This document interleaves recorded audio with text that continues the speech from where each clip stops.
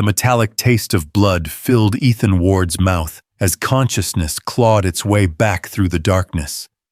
His wrists screamed against rough rope, his body folded into the suffocating confines of a car trunk. Through the rust holes above, dawn light filtered in, revealing his $1,000 suit torn and stained. But when small fingers pried open the trunk and he saw the face of his rescuer, a ragged little girl with eyes identical to his dead daughter, his world shattered completely. Dear viewers, what happens next will leave you breathless. I invite you to follow this incredible story to the very end, and please comment below which city you're watching from, so I can see how far this tale has traveled. The junkyard stretched for acres beneath the gray morning sky, a graveyard of twisted metal and broken dreams, where the city dumped its forgotten things. Fog rolled between the stacked cars, like ghostly fingers, muffling the distant sounds of the waking metropolis beyond the chain-link fence. In this wasteland of rust and ruin, death had many faces: tetanus from jagged edges, crushing weight from unstable piles, or simply the slow decay of hope that claimed those who called this place home. Josie moved through the maze of wreckage with practiced ease, her small frame slipping between gaps that would trap an adult. At 9 years old, she had learned the junkyard's language, which piles would shift in the wind, where the guard dogs patrolled, which shadows held danger and which held treasure. Her clothes hung loose on her thin body, a patchwork of salvaged fabric that her grandmother Martha had sewn together with careful, arthritic fingers. The morning cold bit through the layers, but Josie barely noticed. Hunger was a more constant companion than comfort. She was hunting for copper wire this morning, the holy grail of scrapyard finds.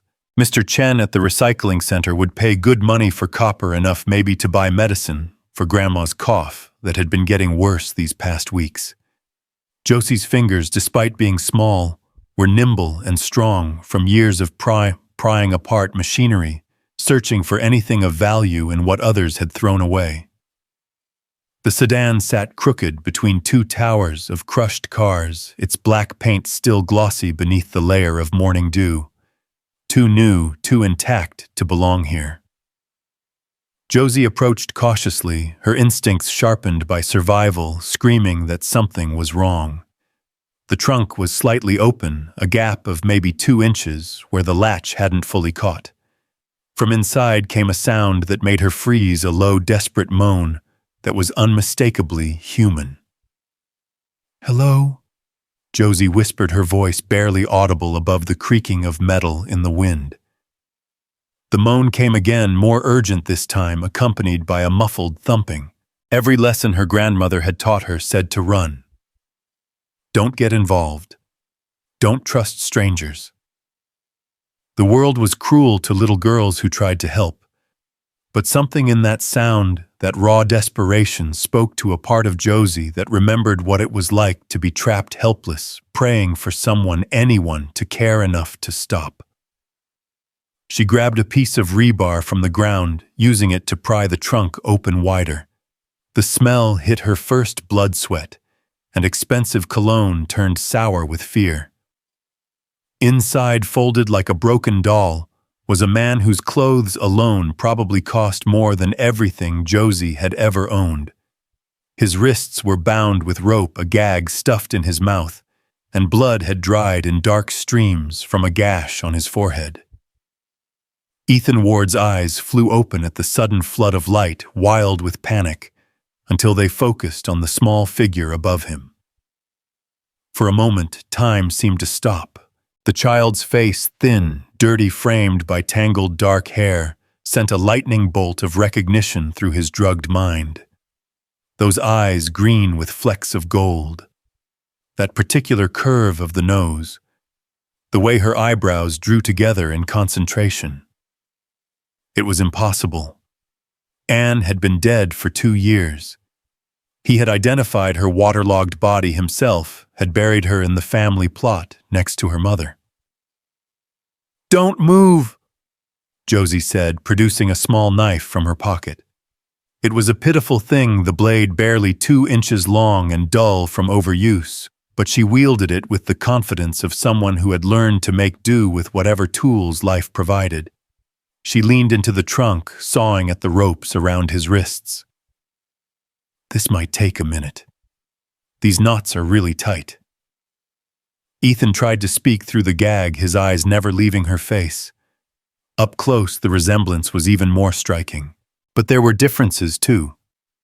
A thin scar ran through her left eyebrow.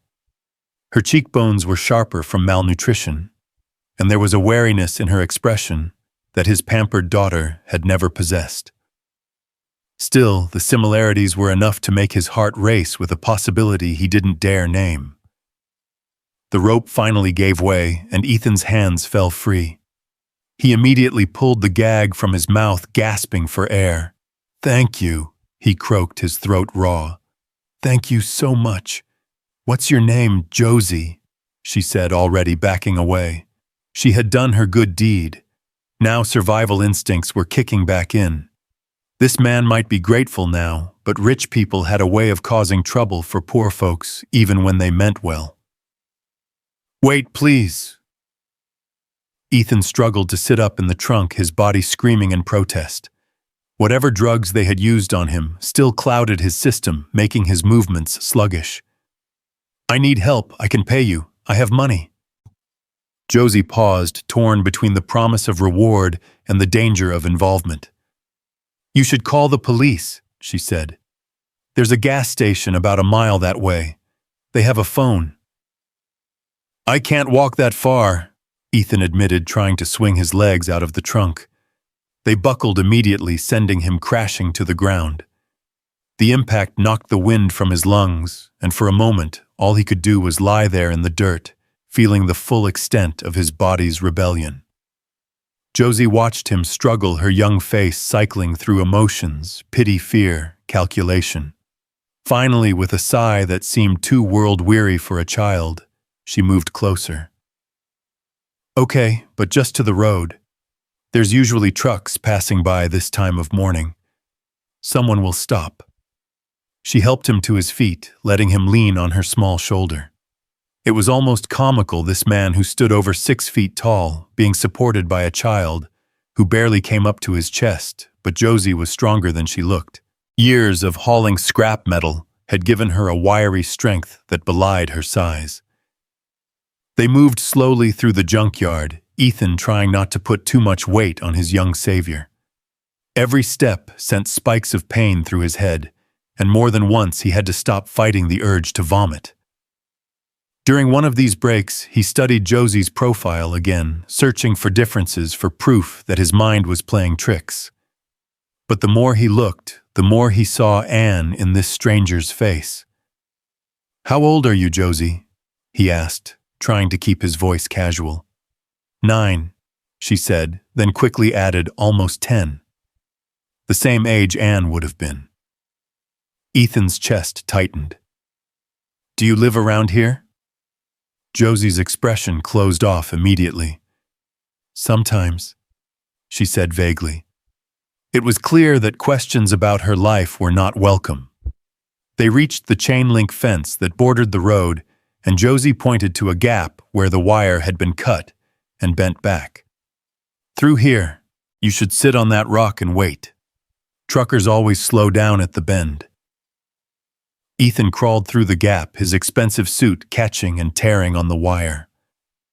On the other side, he turned back to thank Josie again, maybe to ask more questions, but she was already disappearing back into the maze of metal, moving with the quick efficiency of someone who had learned that lingering meant danger. "Wait," he called out, but she was gone, swallowed by the fog and shadows of the junkyard. Ethan sat on the rock she had indicated, his mind reeling.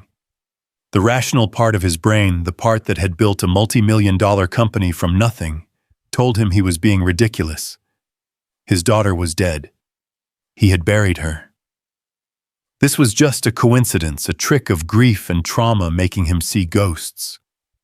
But the father in him, the part that had never truly accepted Anne's death, whispered that miracles were possible, that sometimes the impossible was just the truth waiting to be discovered. A truck did stop, just as Josie had predicted. The driver, a burly man named Tom with kind eyes and a thick southern drawl, took one look at Ethan's condition and immediately offered help. "Jesus, buddy. What happened to you? We need to get you to a hospital." "I was kidnapped." Ethan said the words, feeling surreal even as he spoke them. "Last night, I think. They drugged me, threw me in that trunk." Tom helped him into the cab of the truck, cranking up the heater when he saw Ethan shivering. "We should call the cops. You remember who did this?" Ethan's mind flashed to the meeting yesterday, the way his business partner, Marcus, had insisted on celebrating their new merger with drinks at that unfamiliar bar. The way his vision had started to blur after the second scotch. Marcus, who had been pushing hard for Ethan to sell his shares, who would benefit most from Ethan's disappearance. "Yeah," Ethan said quietly. "I remember." But even as Tom drove him toward the city, even as his mind began cataloging the betrayal and planning his response, Ethan's thoughts kept returning to a pair of green-gold eyes and a face that shouldn't exist. Josie. He had to find her again. The hospital was a blur of white coats and concerned faces. Police officers came and went, taking his statement, promising to investigate. Ethan answered their questions mechanically, his body present, but his mind elsewhere. They told him he was lucky the drugs in his system could have been fatal in a higher dose. The kidnappers had probably planned to keep him unconscious longer, maybe ransom him or force him to sign documents. The trunk latch, failing to close properly, had saved his life. But Ethan knew better. Josie had saved his life. His assistant Patricia arrived within an hour of his admission, her usually perfect composure cracked with worry. "Mr. Ward, thank God you're okay. When you didn't show up for the morning meeting, and then we couldn't reach you." "Patricia," Ethan interrupted, his voice urgent. "I need you to do something for me. Quietly. I need you to find information about a girl about 9 years old named Josie. She lives somewhere near the Riverside junkyard." Patricia's eyebrows rose slightly, but she had worked for Ethan long enough to know when not to ask questions. "Of course, sir. Any other details?" Ethan hesitated, then pulled out his phone, scrolling to a photo of Anne taken just weeks before the accident. "She looks like this. Almost exactly like this, but thinner with a scar through her left eyebrow." Patricia's intake of breath was sharp. Everyone in the company knew about Anne's death, about how it had nearly destroyed Ethan. "Sir, is this about—" "Just find her, Patricia. Please." 3 days passed before Patricia's search bore fruit. 3 days in which Ethan threw himself into dealing with Marcus's betrayal, freezing accounts, filing charges, protecting his company from the attempted hostile takeover that had motivated the kidnapping. But through every meeting, every legal consultation, his mind wandered to the junkyard, to a small girl with familiar eyes. "I found her," Patricia announced, entering his office with a folder. "Well, I found someone who might be her. Josie Ellis, age 9. No birth certificate on file, but she's been seen around the homeless camps near Riverside. Lives with an elderly woman named Martha Ellis, supposedly her grandmother. Address? That's the thing, sir. They don't have one. They move around, staying in different camps under bridges. But I have a lead on where they were seen yesterday." Patricia hesitated, then added, "Sir, I had our investigator take some photos. Discreetly." She placed a photograph on his desk, and Ethan's heart stopped. It was taken from a distance, grainy but clear enough. Josie sat on a milk crate next to an elderly woman, both of them bent over what looked like a small camping stove. Even in the poor quality image, the resemblance to Anne was undeniable. "Clear my schedule for the rest of the day," Ethan said, already reaching for his jacket. "Sir, shouldn't you take security after what happened?" "No, I don't want to scare them." Ethan paused at the door. Patricia, pull the files from Anne's accident. Everything. The police reports, the coroner's report, everything. Sir, just do it. The underpass where Patricia's investigator had spotted Josie and Martha was a grim place. Concrete pillars supported the highway above, creating a cave-like space that offered shelter from rain but little else. Cardboard structures and tarp-covered lean-tos clustered against the walls. The air smelled of dampness and despair. Ethan parked his Mercedes a block away, knowing it would mark him as an outsider, a target. He walked slowly into the camp, ignoring the suspicious stares, the protective way people moved to block their meager possessions from view. He was looking for a small girl and an elderly woman, but in this warren of human shadows, finding specific people felt impossible. Then he heard it, a child's laughter, bright and unexpected in this gray place. He followed the sound around a concrete pillar and found them. Josie was standing on one foot, arms outstretched for balance, while an elderly woman counted slowly. 7 Mississippi, 8 Mississippi. I'm going to make it to 20 this time, Grandma, Josie declared, wobbling slightly. That's my girl, Martha said, her voice warm with affection, despite the racking cough that followed. Ethan must have made a sound, because both of them turned. Josie's eyes widened in recognition, then narrowed in suspicion. You, she said, dropping her raised foot. The trunk man. Martha immediately moved to put herself between Ethan and Josie, her aged body trembling but determined. Whatever you want, mister, we don't have any trouble with you. I'm not here to cause trouble, Ethan said, raising his hands in a peaceful gesture. I wanted to thank Josie properly. She saved my life. She mentioned finding someone, Martha said carefully.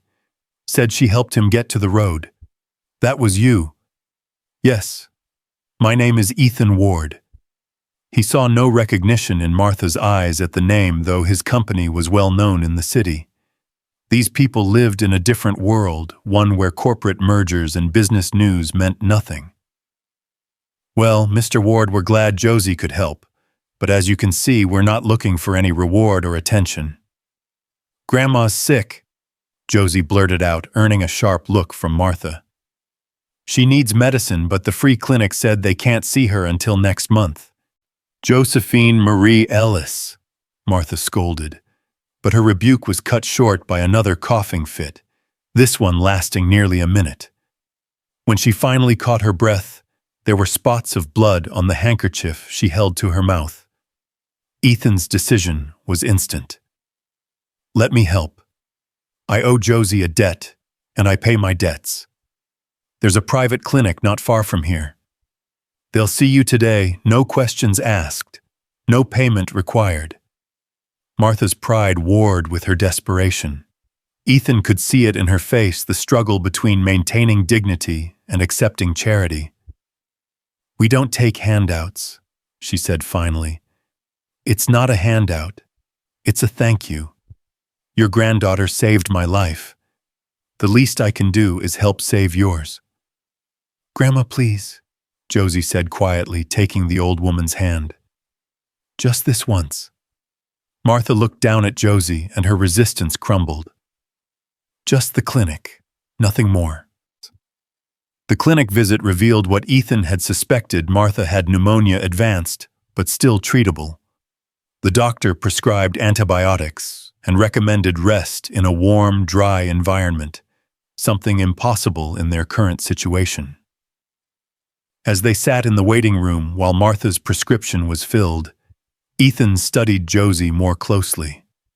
She sat with a stillness unusual in children, her eyes constantly scanning the room, as if memorizing exits. When a nurse dropped a tray in the hallway, she flinched, her body tensing for flight. These were survival mechanisms, learned responses to a dangerous world. But beneath the wariness, he caught glimpses of the child she should have been. Curiosity when she saw the tropical fish tank, wonder at the soft, classical music playing through the speakers. Do you like music? Ethan asked. Josie nodded slowly. Grandma sings sometimes. Old songs from when she was young. She has a pretty voice when she's not coughing. What about you? Do you sing? A shadow crossed Josie's face. I used to, I think. Sometimes I remember songs, but I don't know where I learned them. Ethan's pulse quickened. What kind of songs? Kid songs. Something about a bear going over a mountain, and one about raindrops and roses. She shrugged. Grandma says I must have heard them on a radio somewhere. But Ethan knew better. Those were songs Anne's mother had sung to her songs from an old music box that had been Anne's favorite. Songs a homeless child would have no reason to know. When Martha emerged from the examination room, she looked frailer than before, the reality of her illness now impossible to deny. The doctor pulled Ethan aside. She needs consistent treatment and a stable environment. The medication will help, but if she goes back to living on the streets, she won't, Ethan said firmly. Convincing Martha to accept further help took all of Ethan's persuasive skills. She was proud, fiercely independent, despite her circumstances. It was only when he framed it as a job opportunity that she finally relented. I own several properties, he said, which was true. One of them is a caretaker's cottage on an estate I'm renovating. It needs someone to live there, keep an eye on things. It comes with the job, the cottage, I mean. 2 bedrooms furnished, utilities included. Martha's eyes narrowed. And what would this job involve exactly? Basic maintenance. Making sure no one breaks in, collecting the mail, light gardening if you're up to it. Nothing strenuous. It was a fabrication, of course. The estate didn't need a caretaker, but Ethan would make it need one. Why us? Martha asked bluntly. You could hire anyone for such a job. Ethan met her gaze directly. Because I trust Josie. She could have robbed me when I was unconscious in that trunk. She could have walked away and let me die. She didn't. That kind of integrity is rare. Martha was quiet for a long moment, looking at Josie, who was pressing her nose against the fish tank, watching the bright, tropical fish dart back and forth. 1 month, she said finally. We'll try it for 1 month. If it doesn't work out, we leave no questions asked. Deal. The cottage was perfect, small enough not to be overwhelming, but clean and warm and safe. Ethan had Patricia stock it with food and basic necessities before their arrival. When Josie saw her own bedroom with its white iron bed and sunny yellow walls, she stood in the doorway as if afraid to enter. It's yours, Ethan said gently. You can go in. She moved into the room, slowly running her fingers along the quilted bedspread, staring at the bookshelf filled with age-appropriate stories. I had a room like this once, she said suddenly, then looked confused. Or maybe I dreamed it. Ethan's throat tightened. Anne's room hadn't been yellow, it had been pink, but the furniture style was similar. Sometimes dreams and memories feel the same, he said carefully. That night, after Martha and Josie were settled, Ethan sat in his home office, spreading out the files from Anne's accident. The police report was straightforward. A rainy night, a curve taken too fast, the car plunging off the bridge into the river. Anne's body had been found 2 miles downstream the next day, identified by DNA and dental records. But reading it again, really reading it, Ethan noticed things that hadn't registered in his grief-stricken state 2 years ago. The dental records were noted as partially matched due to significant trauma. The DNA test had been rushed, completed in less than 24 hours, when such tests usually took days. The coroner who had signed off on the identification had retired immediately afterward, moving to Costa Rica. His phone rang, interrupting his thoughts. Patricia's name appeared on the screen. Sir, I've been digging into the Ellis family as you requested. There's something strange. Martha Ellis exists Social Security number driver's license from 40 years ago, but there's no record of her having any children. No record of Josie's parents at all. When did Martha first appear with Josie? That's the thing, sir. The first anyone remembers seeing them together was about 2 years ago, right around the time of... Patricia trailed off. Right around the time of Anne's accident, Ethan finished. Sir, what are you thinking? Ethan looked at the photos spread across his desk. Anne at her 7th birthday party, Anne on her first day of school. Anne laughing on the swing set in their backyard. Then he looked at the grainy surveillance photo of Josie at the homeless camp. I'm thinking that sometimes miracles come disguised as coincidences, he said. Keep digging, Patricia, but carefully, very carefully. Over the next weeks, Ethan visited the cottage regularly, always with a legitimate reason, checking on repairs, bringing groceries, making sure Martha was taking her medication. He watched Josie slowly emerge from her shell like a flower, tentatively opening to the sun. She was brilliant, he discovered.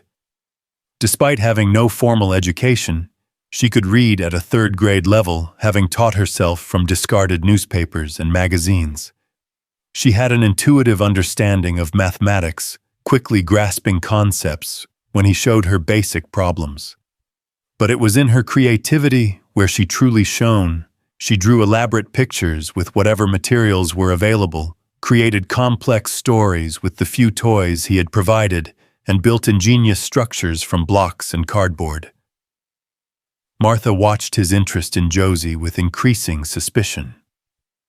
One afternoon, while Josie was outside exploring the garden, she confronted him. Why are you really doing this, Mr. Ward? Men like you don't just help people like us out of the goodness of their hearts. Ethan chose his words carefully. I lost my daughter 2 years ago. Car accident. Josie. She reminds me of her. Martha's expression softened slightly. I'm sorry for your loss, but Josie isn't your daughter. She's mine. How did she come to you, Martha, really? The old woman's face closed off. That's not your business. What if it is? Ethan pulled out his phone, showing her a photo of Anne. This was my daughter. Tell me you don't see the resemblance. Martha's hands shook as she took the phone, staring at the image. For a long moment she said nothing. Then quietly, sometimes children need saving. Sometimes they wash up like driftwood after a storm, and you either throw them back or you give them shelter. Martha, please. She had no memory, Martha said suddenly, the words pouring out as if a dam had broken. I found her by the river 2 years ago. Hypothermic, nearly dead. She couldn't remember anything, not her name, not where she came from. Just fragments, songs, images, dreams about water. Ethan's heart was pounding so hard he thought it might burst from his chest. Why didn't you take her to the authorities? Martha's laugh was bitter. A homeless woman with no family suddenly has a child. They would have taken her, put her in the system. I've seen what happens to children in the system, Mr. Ward. She was hurt, scared, alone. She needed love, not bureaucracy. The scar on her eyebrow, how did she get it? It was fresh when I found her, already stitched up like someone had given her medical care and then left her. Martha's eyes were full of tears now. I called her Josie because she needed a name and Ellis because she needed a family. I gave her what I could, Mr. Ward. It wasn't much, but it was love. Ethan sat in stunned silence, his mind racing. Someone had pulled Anne from the river, given her medical treatment, and then abandoned her. Who, why? And how had a body been identified as Anne if Anne was alive? That evening, as he was preparing to leave, Josie approached him shyly. Mr. Ward, Grandma said you had a daughter who died. Yes. Ethan managed his throat tight. What was her name? Anne. Josie considered this. That's a pretty name. Do you think she would have liked me?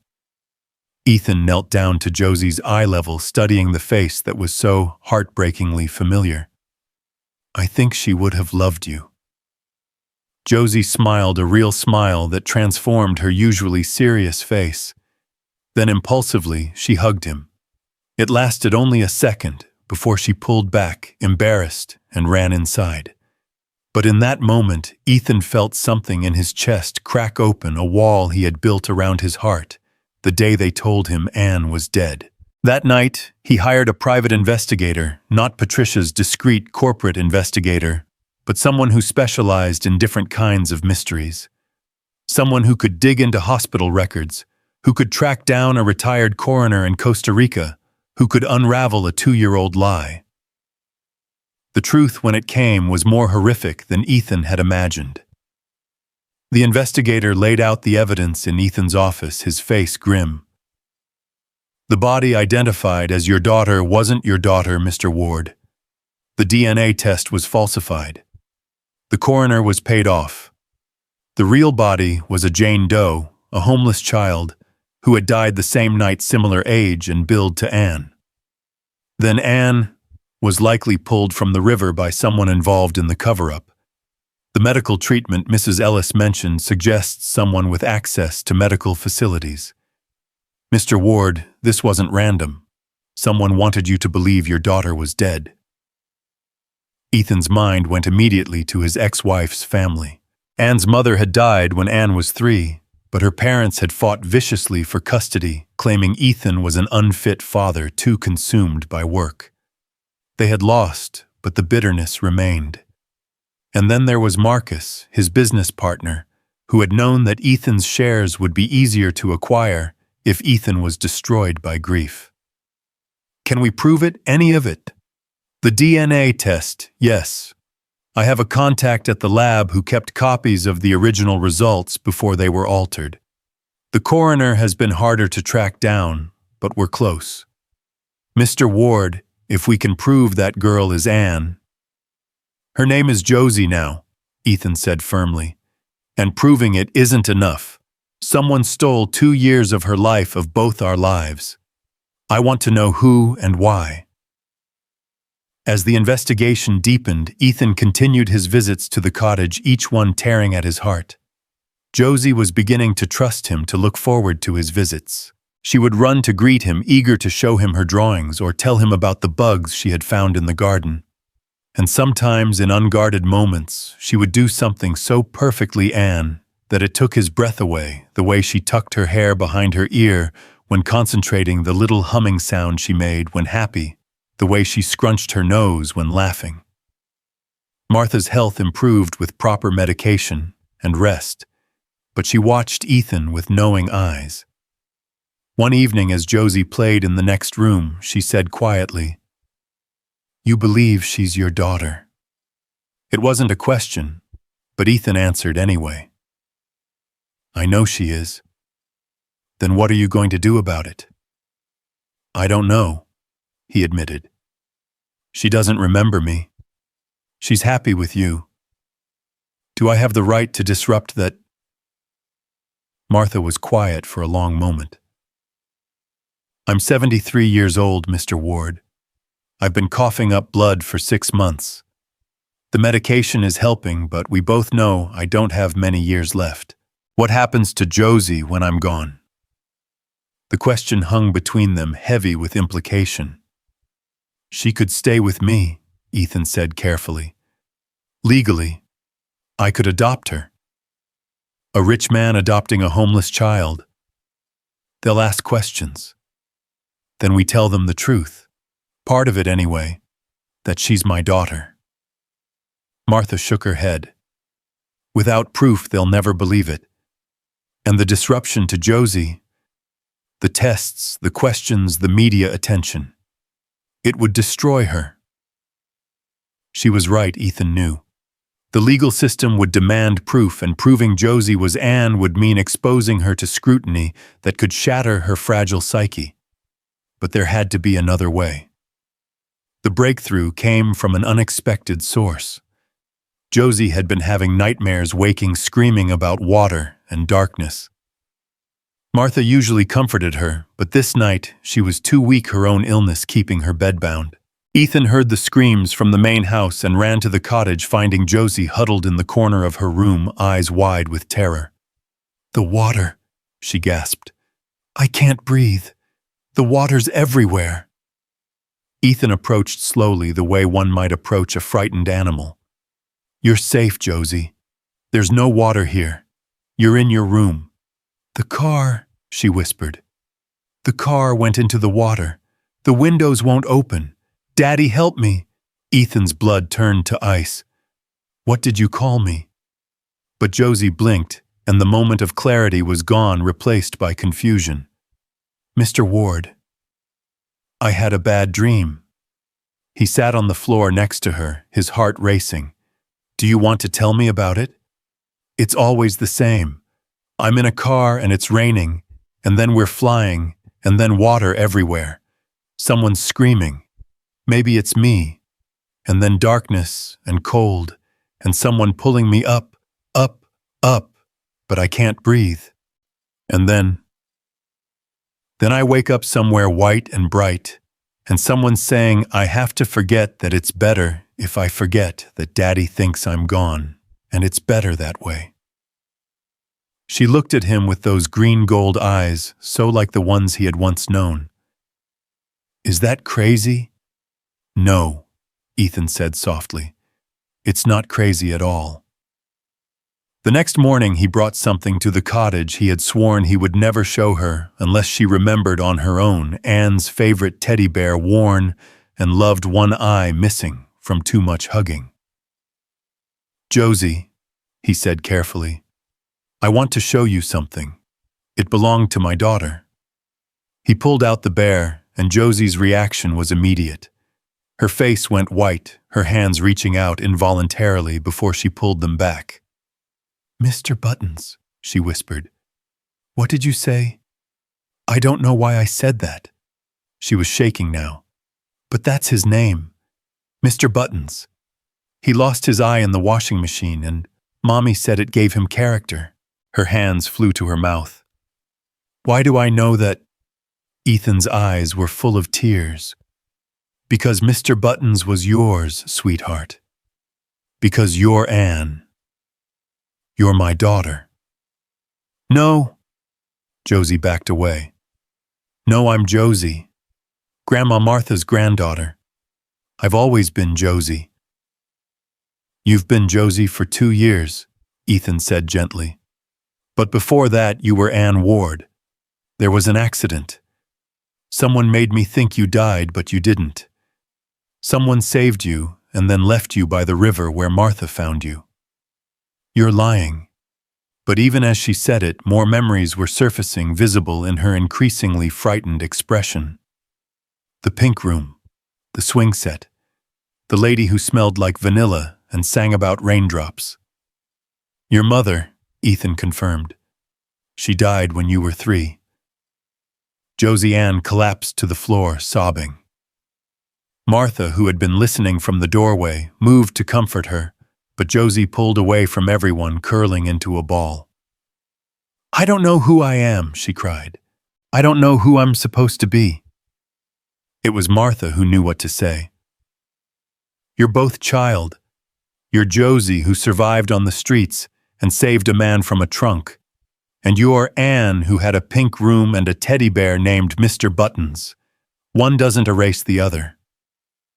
"But if I'm her..." Josie looked at Ethan through her tears. "Why didn't you look for me? Why didn't you find me?" The accusation in those words nearly broke Ethan. "I thought you were dead. They showed me a body. They had proof. I believed them because the alternative that you were out there somewhere alone and scared was too horrible to consider." "Someone threw me away," she said in a small voice. "After the accident, Someone fixed me up and then threw me away like garbage." "No," Ethan said fiercely, kneeling beside her.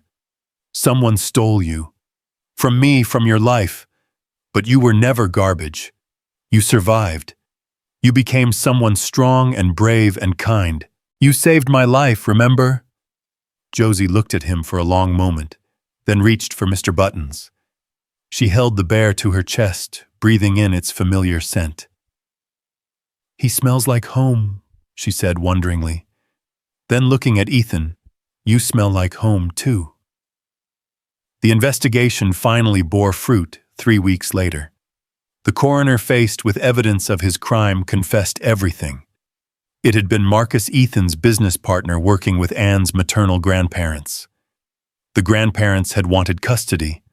Marcus had wanted Ethan destroyed enough to sell his shares. They had hired someone to cause the accident, not meaning for Anne to be hurt, just to scare Ethan. But the rain, the curve, the driver's miscalculation had sent the car into the river. Anne had been pulled out by their accomplice, a paramedic on their payroll. She was supposed to be delivered to her grandparents, but the head injury had caused memory loss. Panicking, not knowing what to do with a child who couldn't remember her own name, they had abandoned her by the river, assuming she would be found and put into the system where the grandparents could later claim her. But Martha had found her first. The legal proceedings were complex, but Ethan's lawyers were the best money could buy. Marcus was arrested for kidnapping, attempted murder, and fraud. Anne's grandparents, now in their 80s and in poor health, were charged as accomplices. The media sensation was everything Martha had feared: reporters camping outside the estate, demanding pictures of the miracle girl who had returned from the dead. Through it all, Ethan protected Josie. She had decided to keep that name, saying Anne felt like a stranger, as fiercely as Martha did. They presented a united front, an unconventional family bound by circumstance and love. The day the legal issues were finally resolved, confirming Josie's identity as Anne Ward and Ethan's full custody, they sat together in the garden of the estate, Ethan, Josie, and Martha. "So what happens now?" Josie asked, her hand holding Martha's tightly. "Now," Ethan said, "we be a family, all of us. Grandma too, if she'll have us." Martha smiled, her eyes wet with tears. "Try to get rid of me." As the sun set over the garden, painting the sky in shades of pink and gold, Josie stood up and did something she hadn't done in 2 years. She sang. It was the song about raindrops and roses, the one her mother had taught her, the one that had survived, even when everything else was lost. Ethan closed his eyes, listening to his daughter's voice, clear and strong. She had been lost, but now was found. She had been Josie the survivor, and she was Anne who had been loved. She was both, and she was home. The scar through her eyebrow would always be there, a reminder of the journey she had taken through darkness to find her way back to light. And perhaps that was fitting. They all bore scars from those 2 lost years. But scars, Ethan had learned, were just proof of survival marks of a story that didn't end when it could have. Looking at his daughter, really looking at her, he saw not just Anne, not just Josie, but a remarkable child who had endured the unimaginable and emerged with her kindness intact. She had saved him from that trunk, but in truth, she had saved him from something far worse, a life without hope, without the possibility of miracles. Martha coughed, breaking the spell, and Josie immediately moved to her side, helping her back into the house.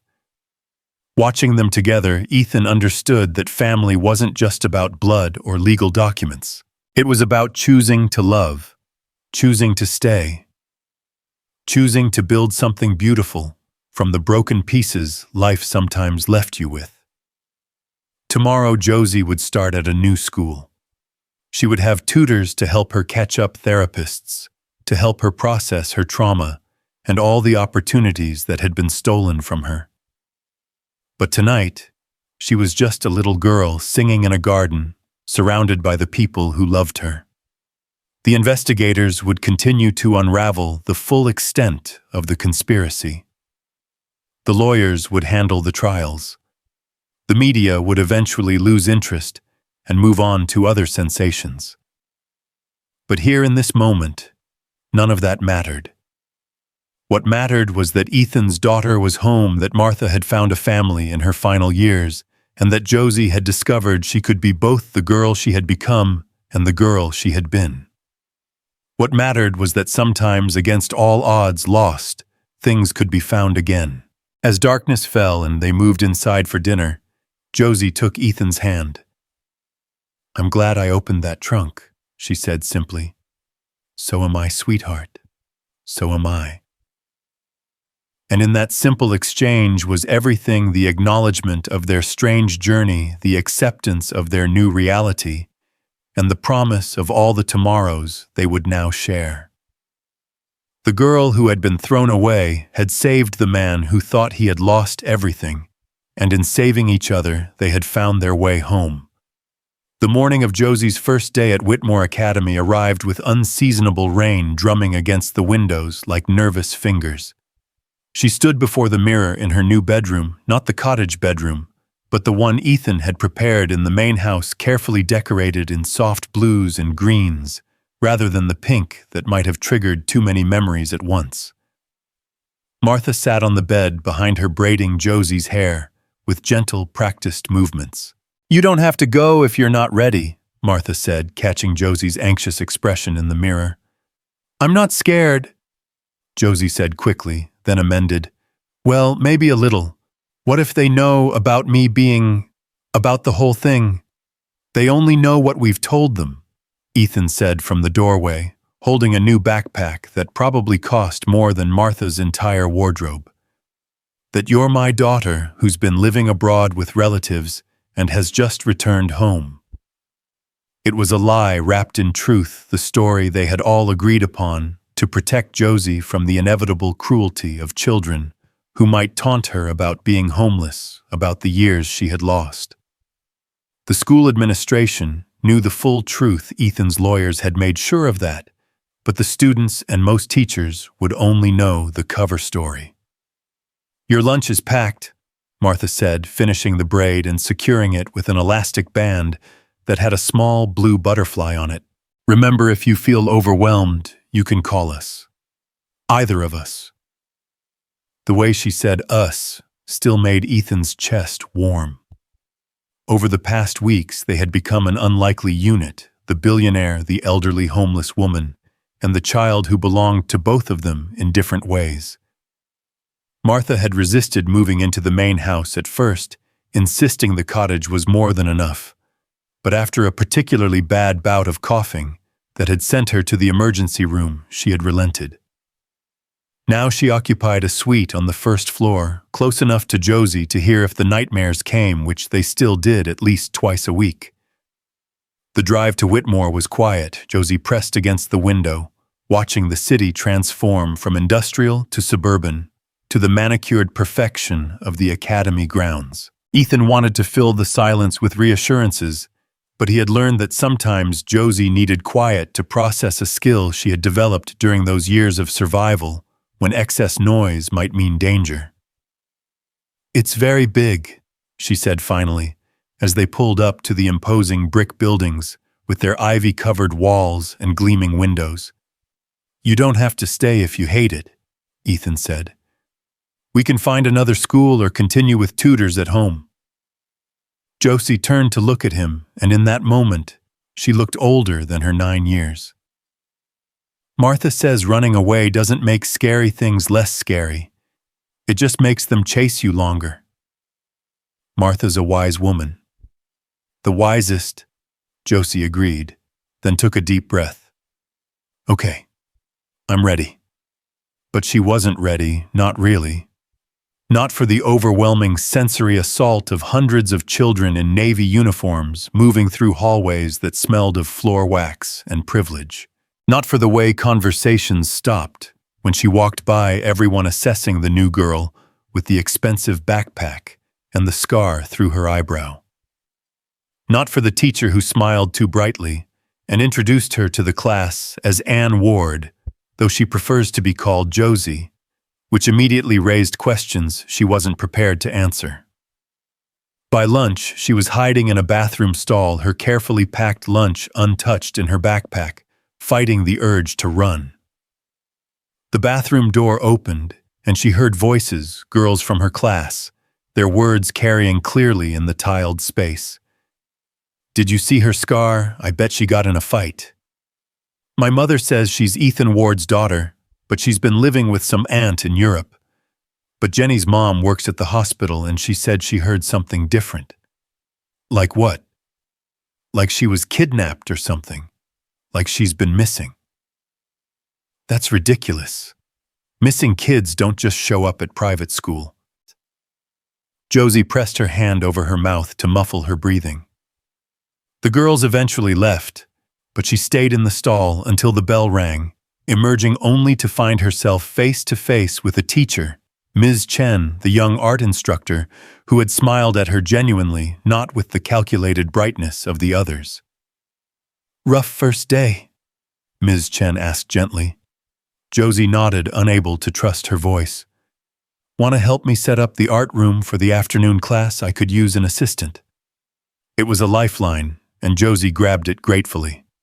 The art room was a sanctuary of controlled chaos easels and paint sculptures in various stages of completion, walls covered with student work that ranged from primitive to surprisingly sophisticated. Ms. Chen moved around the room with easy grace, handing Josie brushes to clean, not asking questions, not demanding conversation. "I used to be new too," Ms. Chen said finally, as they worked side by side at the sink. "Not here, but at a school a lot like this. I was on scholarship and everyone knew it. They could tell from my shoes, my backpack, the way I didn't know which fork to use at formal dinners." "Did it get better?" Josie asked. "Eventually, but not because I became like them. It got better when I stopped trying to be anyone other than who I was." She glanced at Josie's scar. "We all have marks, you know. Some are just more visible than others." The afternoon was marginally better. Josie discovered she was far ahead in mathematics, her street-learned quick calculations serving her well, but behind in history and literature. In physical education, she outran everyone in the class, her body conditioned by years of necessary flight. But it was in music class where something unexpected happened.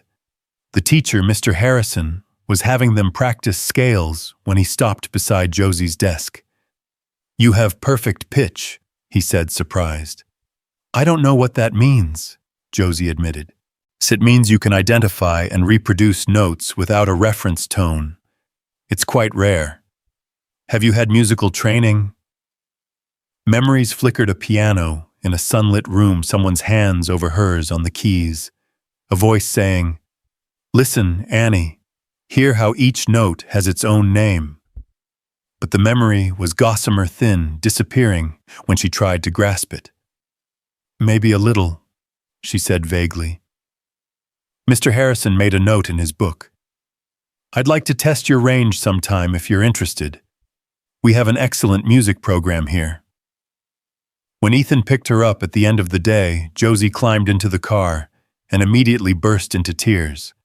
Not the silent, controlled tears she had learned to cry in the camps, but great gulping sobs that shook her entire body. "We're going home," Ethan said immediately, but Josie shook her head. "No, I have to go back tomorrow. If I don't, it wins." "What wins?" "The fear. The feeling that I don't belong anywhere." She wiped her face with her sleeve, a gesture that would have horrified the Whitmore mothers, but which Ethan found endearing. "Ms. Chen says everyone has scars. Mine are just visible." That evening, as they sat around the dinner table, a new tradition that Martha had insisted upon Josie recounted her day with more equilibrium. Martha listened with the focused attention of someone who had never had the chance for formal education, but understood its value deeply. "This music teacher," Martha said thoughtfully, He seems kind. He reminded me of something, Josie said, pushing her peas around her plate. About a piano.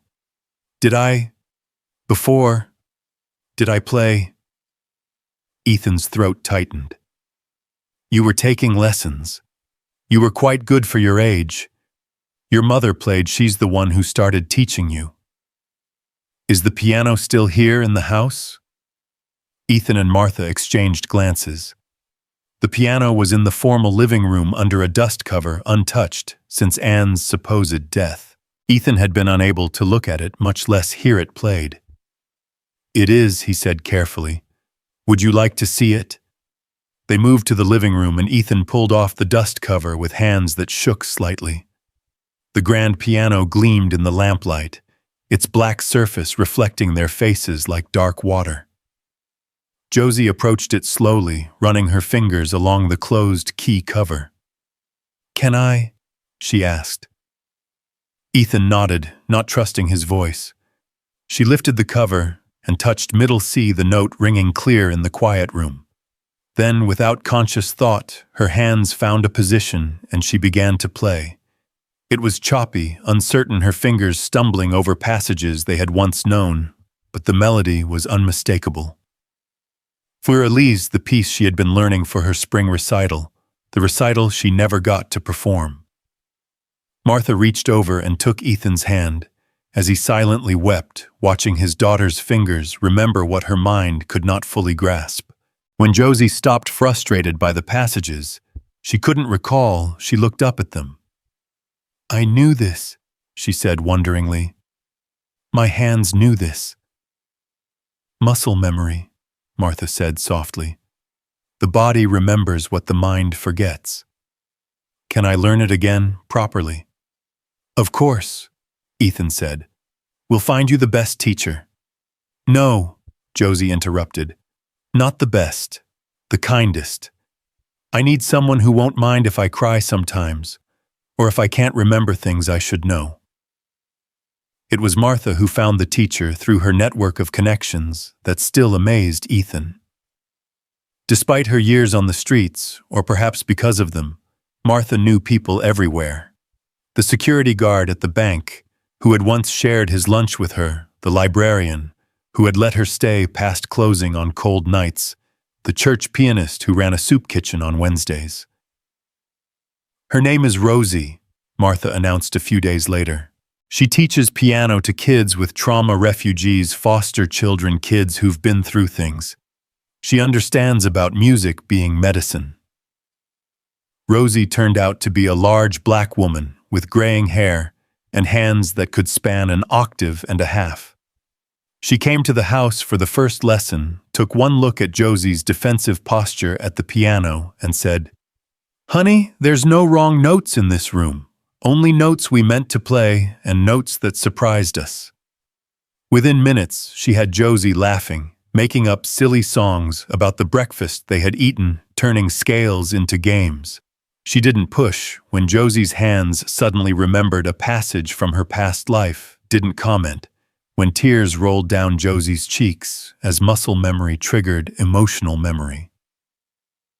Music holds things for us, Rosie said during the third lesson, when Josie had broken down completely after playing a lullaby she didn't consciously remember learning.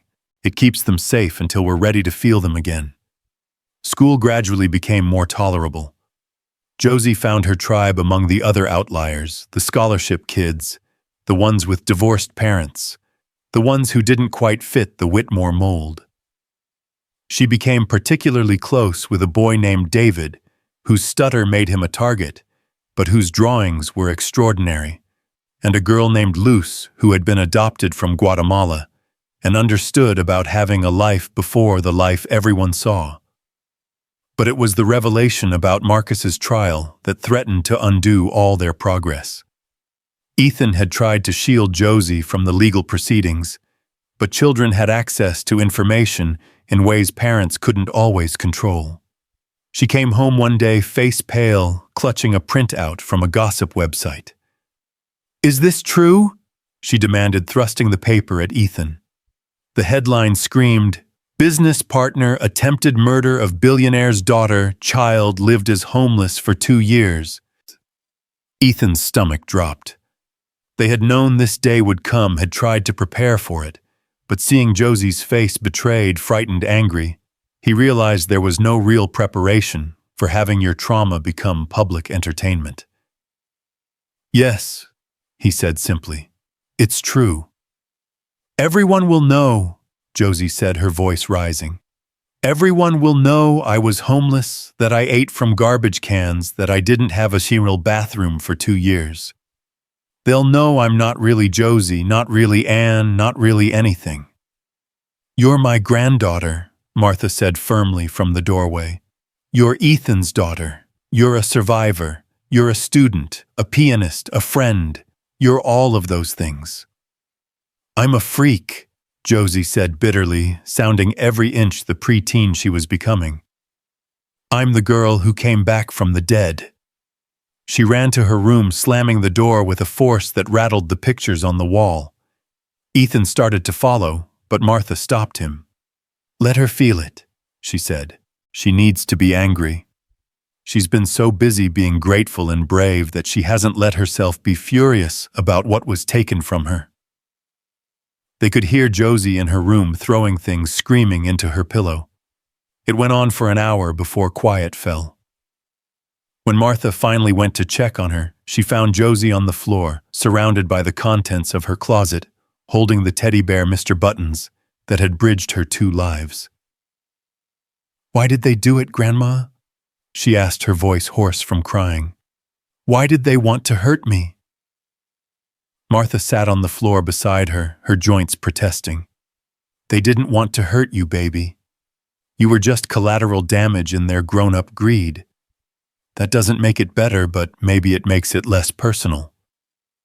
I hate them." "Good. Hate them for a while. You've earned that right. But don't let the hate eat you up inside. I've seen what that does to people. It hollows them out until there's nothing left but the anger." The next day at school was exactly as horrible as Josie had anticipated. Whispers followed her everywhere. Someone had taped a picture of a shopping cart to her locker with "Home Sweet Home" written underneath. By lunch, she was ready to never return, but then something unexpected happened. Luce stood up in the cafeteria and announced loudly, "Anyone who has a problem with Josie has a problem with me. And my father is the ambassador from Guatemala, so think carefully about making an enemy of someone with diplomatic immunity." David, stuttering but determined, added, Me too. And I'll draw unflattering caricatures of you and post them everywhere." One by one, her small group of misfit friends stood up, creating a protective circle around her. Even Ms. Chen, supervising lunch duty, made a point of sitting at their table, her presence a clear statement of support. The worst of the harassment died down after that, though Josie knew the knowledge would always be there, hovering beneath the surface of every interaction. She was the girl with the sensational story, the walking headline, the miracle, and the tragedy all rolled into one. The trial began 3 weeks later. Ethan had to testify, and though Josie wasn't required to appear, the media coverage was inescapable. Martha tried to shield her, keeping the television off, monitoring her internet access. But Josie found ways to follow the proceedings, needing to understand the full scope of what had been done to her. The details that emerged were horrifying. Marcus had been planning the scheme for over a year, slowly positioning himself to take over Ethan's company. Anne's grandparents, bitter about losing the custody battle years earlier, had been easy to manipulate. They had genuinely believed they were saving Anne from a neglectful father, that once they had her, they could provide a better life. The plan had been simple: stage a minor accident that would result in Ethan losing custody. But the hired driver had been drinking, the rain had been heavier than expected, and what should have been a controlled skid had become a plunge off the bridge. The paramedic who pulled Anne from the river testified with tears streaming down his face. She had been dead when he found her, he said, not breathing for at least 4 minutes. He had managed to resuscitate her, but the head injury was severe. When she woke up with no memory, unable to even speak clearly for days, he had panicked. The grandparents didn't want a damaged child. Marcus just wanted her gone. So he had driven her to the other side of the city and left her by the river, assuming she would be found by authorities and placed in state care. But Martha had found her first, had seen a child in need, and asked no questions that might have led to police involvement. For 2 years, Anne had been Josie, learning to survive in a world that had no place for lost children. When Marcus was found guilty on all charges, attempted murder, kidnapping, fraud, conspiracy, Ethan felt no satisfaction, only a hollow emptiness. Justice couldn't give back the 2 years Josie had lost, couldn't erase the trauma, couldn't restore the innocence that had been stolen. That night, Josie crawled into Ethan's bed for the first time, something Anne used to do during thunderstorms. "I'm glad he's going to jail," she whispered. "But it doesn't fix anything, does it?" "No," Ethan admitted, holding her close. "It doesn't fix it. But maybe it means other children will be safer." "Do you think I'll ever feel normal?" Ethan thought about all the ways trauma had shaped his own life. His wife's death, the years of single parenthood, the devastating grief of believing he had lost his daughter.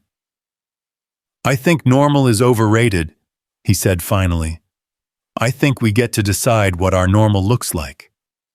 "Our normal has Martha," Josie said firmly. "Yes, it does. And piano lessons with Rosie and Ms. Chen's art class, and David's terrible jokes, and Luce's dramatic declarations. All of that. And nightmares sometimes, and crying for no reason, and being afraid of bridges. That too." Josie was quiet for a long moment. "Our normal is weird. The best kind of normal is." As autumn progressed, life developed a rhythm that, while not quite normal by conventional standards, worked for their unconventional family. Josie's nightmares decreased, though they never fully disappeared.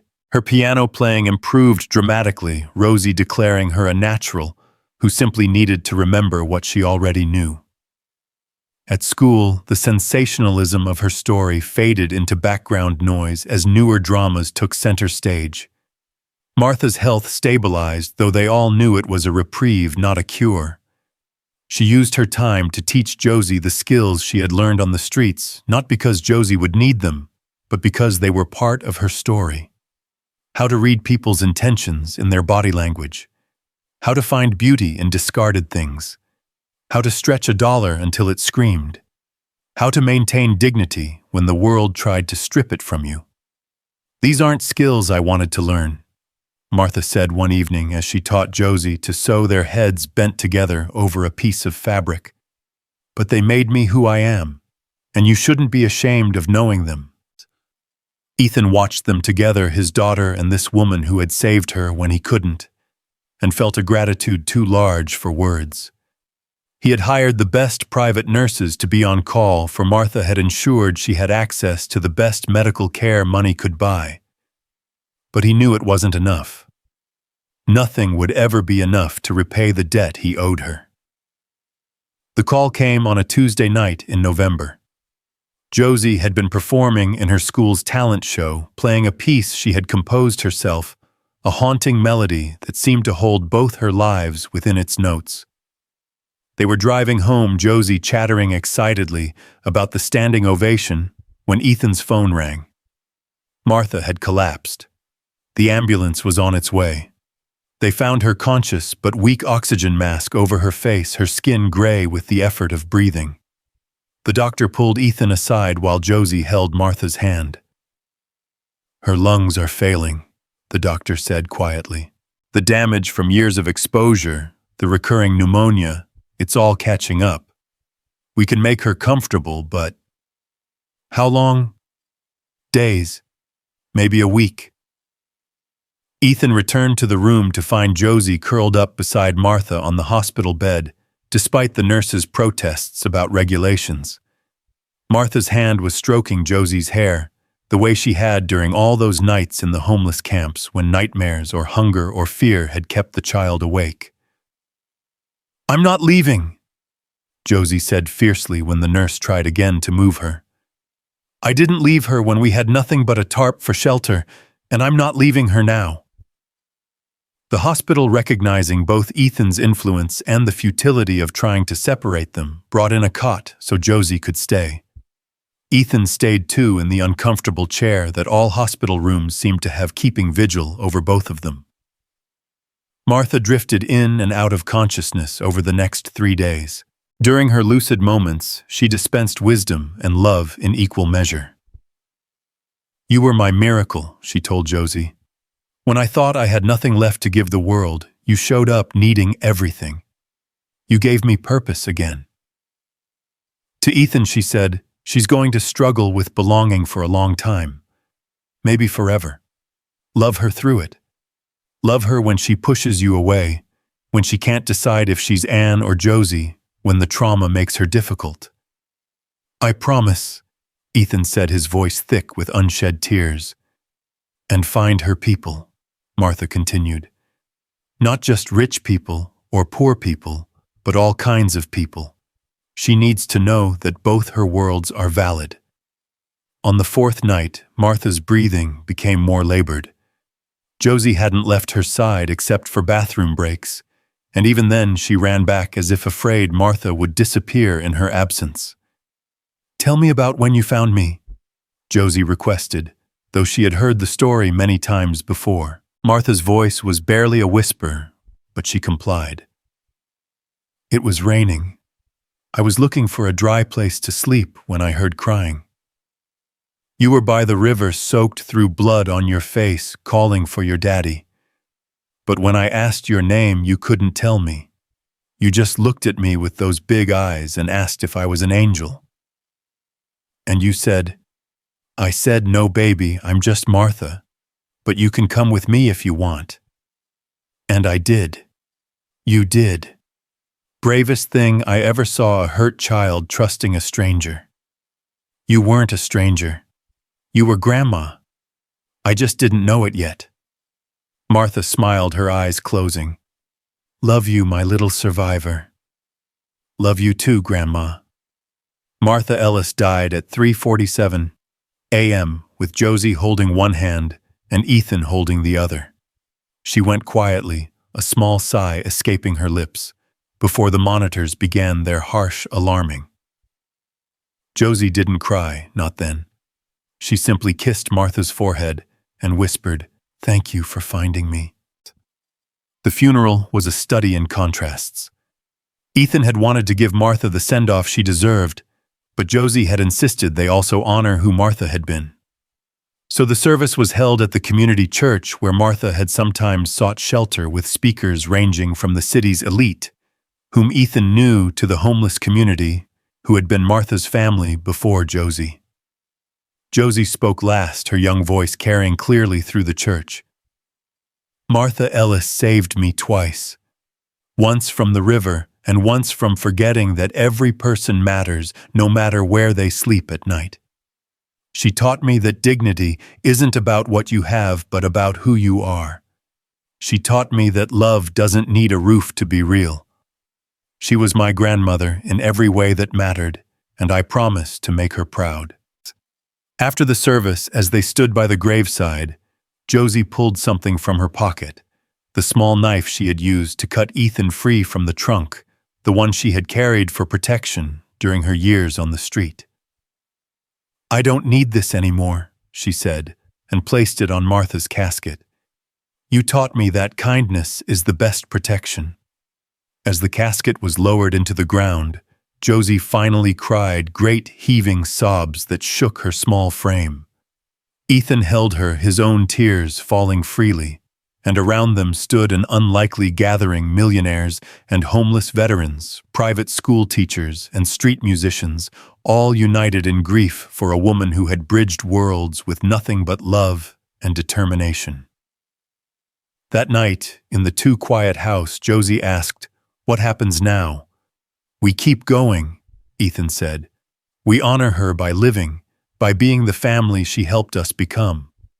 It hurts. I know, sweetheart. It's supposed to hurt. That's how we know it mattered. Josie climbed into his lap, something she rarely did anymore, trying to be mature beyond her years. Tell me about my mother, she said. Tell me about before. So Ethan did, sharing stories he had locked away because they hurt too much to remember. About Sarah's laugh, about the way she used to dance in the kitchen while cooking, about how she had cried with joy when Anne was born. He talked until his voice grew hoarse and Josie fell asleep against his chest, her breathing deep and even. Looking down at his daughter, this miracle child, who had survived the unsurvivable, Ethan made a decision. They would not hide from their story anymore. They would own it, all of it, the beautiful and the terrible, the lost years and the found moments. Tomorrow he would take Josie to establish a foundation in Martha's name, one that would provide transitional housing for homeless families, that would ensure no child had to choose between safety and staying with the people who loved them. Josie would help run it when she was older, bridging her two worlds in a way that would have made Martha proud. But tonight, he simply held his daughter while she slept, grateful for second chances, for the strange paths that lead to love, for the people who save us in ways we never expected. Outside, the city hummed with life, people in houses and people on streets, all of them carrying stories of loss and hope, of surviving the unsurvivable. And somewhere, perhaps, Martha's spirit watched over them, satisfied that her last act of kindness had grown into something larger than any of them could have imagined. A family not of blood, but of choice, not of perfection, but of persistence, not of one world, but of many, bound together by the understanding that love is not about where you come from, but about who stands beside you when the world falls apart and helps you build it back again, different but whole. The Martha Ellis Foundation's first board meeting was held 3 weeks after the funeral in the conference room of Ethan's company headquarters. Josie sat at the massive oak table, her feet not quite touching the floor, surrounded by lawyers and financial advisors who tried not to look skeptical about a 9-year-old's presence at such a meeting. She wore the dress Martha had sewn for her months ago. The careful stitches a reminder of hands that would never hold needle and thread again. The initial endowment will be $50 million, Ethan was saying, his voice carrying the authority that had built his empire. But I want Josie to have equal say in how it's distributed. Richard Stern, the senior lawyer, cleared his throat uncomfortably. Mr. Ward, while we appreciate the sentiment, legally, a minor cannot. Then we create an advisory role, Josie interrupted, her voice steady despite her racing heart. I can't sign papers, but I can identify needs. I know things you don't know about being homeless, about what really helps versus what just makes donors feel better. The room fell silent. Richard shuffled his papers, clearly trying to formulate a diplomatic response when Josie continued. For instance, you're planning to build a shelter with individual rooms, which is good. But you're putting it in the Riverside district because the land is cheap. That's 40 minutes by bus from the nearest school that will accept homeless kids without an address verification. 40 minutes each way is money for bus fare that families don't have. How would you know about address verification? Another board member asked. Because Martha tried to enroll me in 3 different schools when she first found me. They all wanted proof of residence utility bills, things we didn't have. We had to use the address of a church that let us receive mail there. The pastor could have gotten in trouble for that, but he did it anyway. Ethan watched his daughter command the room with a mixture of pride and sorrow.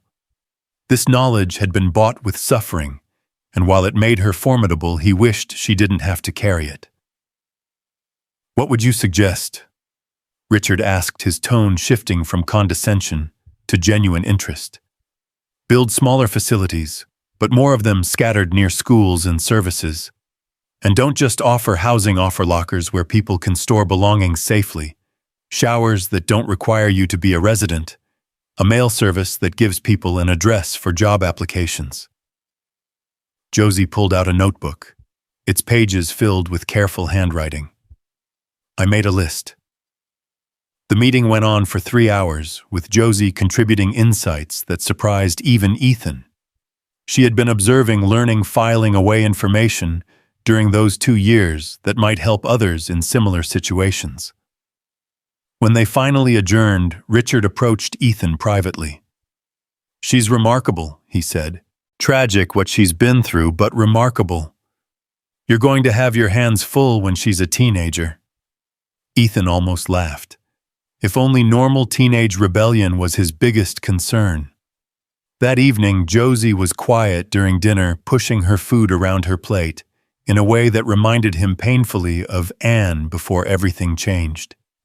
The mannerism was the same, but the reason behind it was vastly different.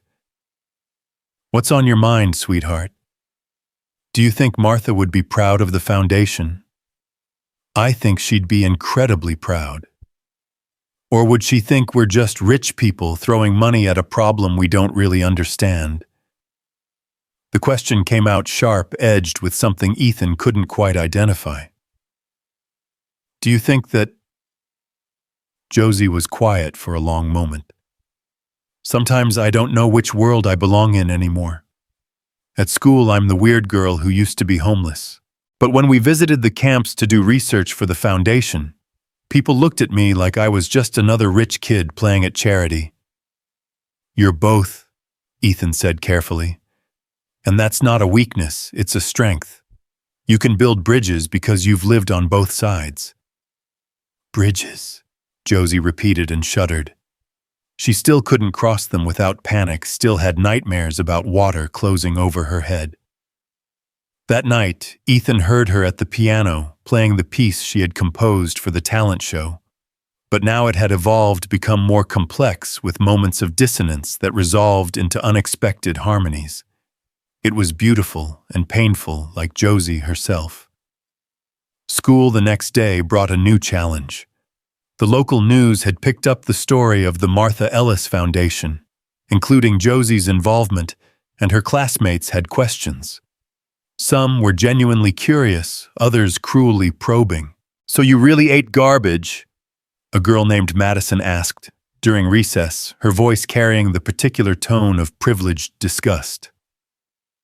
"I ate what was available," Josie replied evenly. "Sometimes that was food that restaurants threw away." "Did you know that Americans waste 40% of their food supply, perfectly good food thrown away because of arbitrary expiration dates or cosmetic imperfections?" "That's gross." "What's gross is that people go hungry in a country that throws away billions of pounds of edible food every year."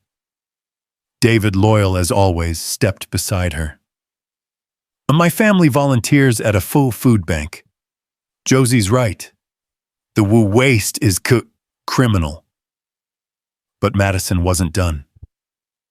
"My mother says your grandmother wasn't really your grandmother, that she was just some homeless woman who found you." The playground seemed to hold its breath.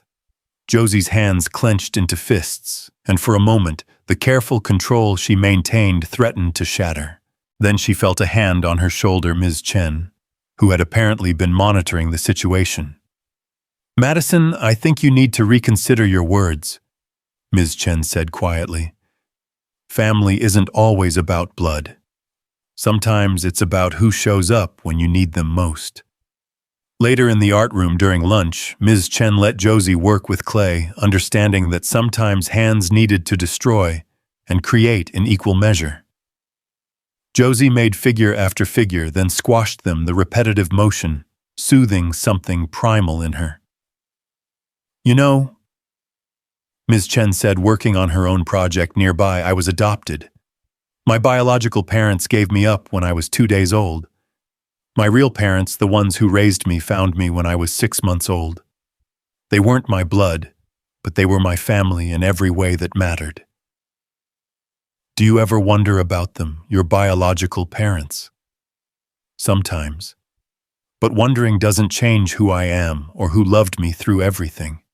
Martha saved me, Josie said quietly. Not just from the river, but from becoming someone hard and mean. She kept me soft when the world wanted to make me sharp. That's a gift worth honoring. How? Ms. Chen considered. By staying soft yourself, by helping others stay soft. That's what the foundation is really about, isn't it? Not just providing shelter, but preserving dignity. That afternoon, Ethan received a call that would change everything once again. Patricia's voice was tense when she spoke. "Sir, you need to come to the office immediately. We have a situation." He found his conference room full of FBI agents, their serious faces suggesting nothing good. The lead agent, a woman named Director Sarah Banks, gestured for him to sit. "Mr. Ward, during the investigation into Marcus Fuller's activities, we've uncovered evidence of a larger conspiracy. Your daughter's kidnapping wasn't an isolated incident." Ethan's blood ran cold. "What do you mean?" "There's a trafficking ring that's been operating for years, targeting wealthy families, staging accidents or disappearances. Most of the children are never found. Your daughter is the only known survivor." The room spun. Ethan gripped the table to steady himself. "You're saying there are others? Other children who were taken?" "We believe so. Mr. Ward, we need Josie's help. She might have seen or heard things during those 2 years that could help us find these children." "Absolutely not." The words came out sharp, protective. "She's been through enough. I won't put her through more trauma. Mr. Ward, there could be children out there right now who need help. Children who might be saved if we can piece together this network." "You're asking me to let you interrogate my 9-year-old daughter about the worst period of her life. We're asking you to let us talk to her gently, with child psychologists present. She might know something without realizing it." Ethan thought of Josie at the board meeting, her careful notes about helping others. He thought of Martha's words about making the world better for other children. But mostly, he thought of his daughter's screaming nightmares, the way she still flinched at unexpected noises. "I need to talk to her first," he said finally. "If she says no, that's the end of it." That evening, he sat with Josie in her room explaining the situation as gently as possible. She listened with that stillness she had developed on the streets, the kind that made her seem older than her years. "There might be other kids like me," she asked when he finished. "Kids whose parents think they're dead. That's what they believe. Then I have to help." Her voice was firm, resolved. "Josie, you don't have to do anything. You've been through enough." "Martha would help," Josie interrupted. "She always said that surviving wasn't enough if you didn't help others survive too." The FBI interviews were conducted over several days in the comfort of Ethan's home with Dr. Lisa Brennan, a child psychologist who specialized in trauma, present for every session. Josie sat in her favorite chair, Mr. Buttons in her lap, as she answered questions about her time on the streets. At first, the memories seemed random, disconnected. She remembered faces in the camps, conversations, overheard children who appeared and disappeared. But gradually, a pattern emerged. "There was a man," she said during the 3rd session. "He came to the camp sometimes offering work to older kids. Day labor, he said. But the kids who went with him, they didn't come back to the same camps. Sometimes I'd see them weeks later somewhere else and they looked empty." "Can you describe him?" Agent Banks asked gently. Josie closed her eyes, concentrating. "Tall but not too tall. Brown hair but gray at the temples. He had a scar on his left hand shaped like a crescent moon, and he smelled wrong. Wrong how? Like hospitals, but also like something sweet. Martha said to stay away from him, that he had predator eyes." The description was enough. Within days, the FBI had identified the man as Thomas Crane, a former social worker who had been fired for irregularities but never prosecuted. His connection to Marcus's network was still unclear, but they now had a lead. The investigation intensified, and Josie found herself at the center of a storm she hadn't anticipated. Reporters somehow got wind of her involvement, and suddenly the house was under siege, photographers with long lenses trying to capture images of the miracle girl who might save other missing children. Ethan hired additional security, but the damage to Josie's fragile equilibrium was already done. She stopped playing piano, stopped eating properly, and the nightmares returned with a vengeance. One night, Ethan found her sitting in Martha's room in the cottage. They had kept it exactly as she left it, talking to the empty air. "I'm trying to be brave like you taught me," she was saying. "But I'm so tired, Grandma. I just want to be normal. I just want to not be scared all the time." Ethan's heart broke. He made a decision then that would anger the FBI but might save his daughter. He pulled Josie out of school, hired private tutors, and took her away from the city to a cabin in the mountains that he had bought years ago but rarely used. The cabin was simple, rustic, nothing like their city home. But it was quiet, surrounded by forest with a clear stream running nearby water that babbled rather than crashed, that invited rather than threatened. For the first week, Josie barely spoke, spending hours sitting by the stream, throwing pebbles and watching the ripples. Dr. Brennan came twice a week, driving 3 hours each way. "She's processing," she told Ethan. "All of this, the recovery of memories, the pressure to help the media attention, it's re-triggered her initial trauma. She needs time." "How much time?" "As much as it takes." It was Rosie, the piano teacher, who finally broke through. She arrived on a Tuesday, having convinced Ethan to let her try something different. Instead of a traditional lesson, she brought a keyboard out to the stream. "Music sounds different outside," she told Josie. "Want to hear?" She played simple melodies that seemed to blend with the sound of the water, creating something that was both human and natural. Slowly, tentatively, Josie approached. "Can I try 'Always Baby'?" Josie's fingers found the keys, and at first she just played random notes, listening to how they echoed in the forest. Then gradually, a melody emerged, not something she had learned, but something new born from this moment. "That's beautiful," Rosie said. "What's it called?" "Martha's Song," Josie replied without hesitation. "It sounds like her laugh." They stayed by the stream for hours, creating music that held both grief and hope. When they finally returned to the cabin, Josie seemed more like herself, still fragile but present.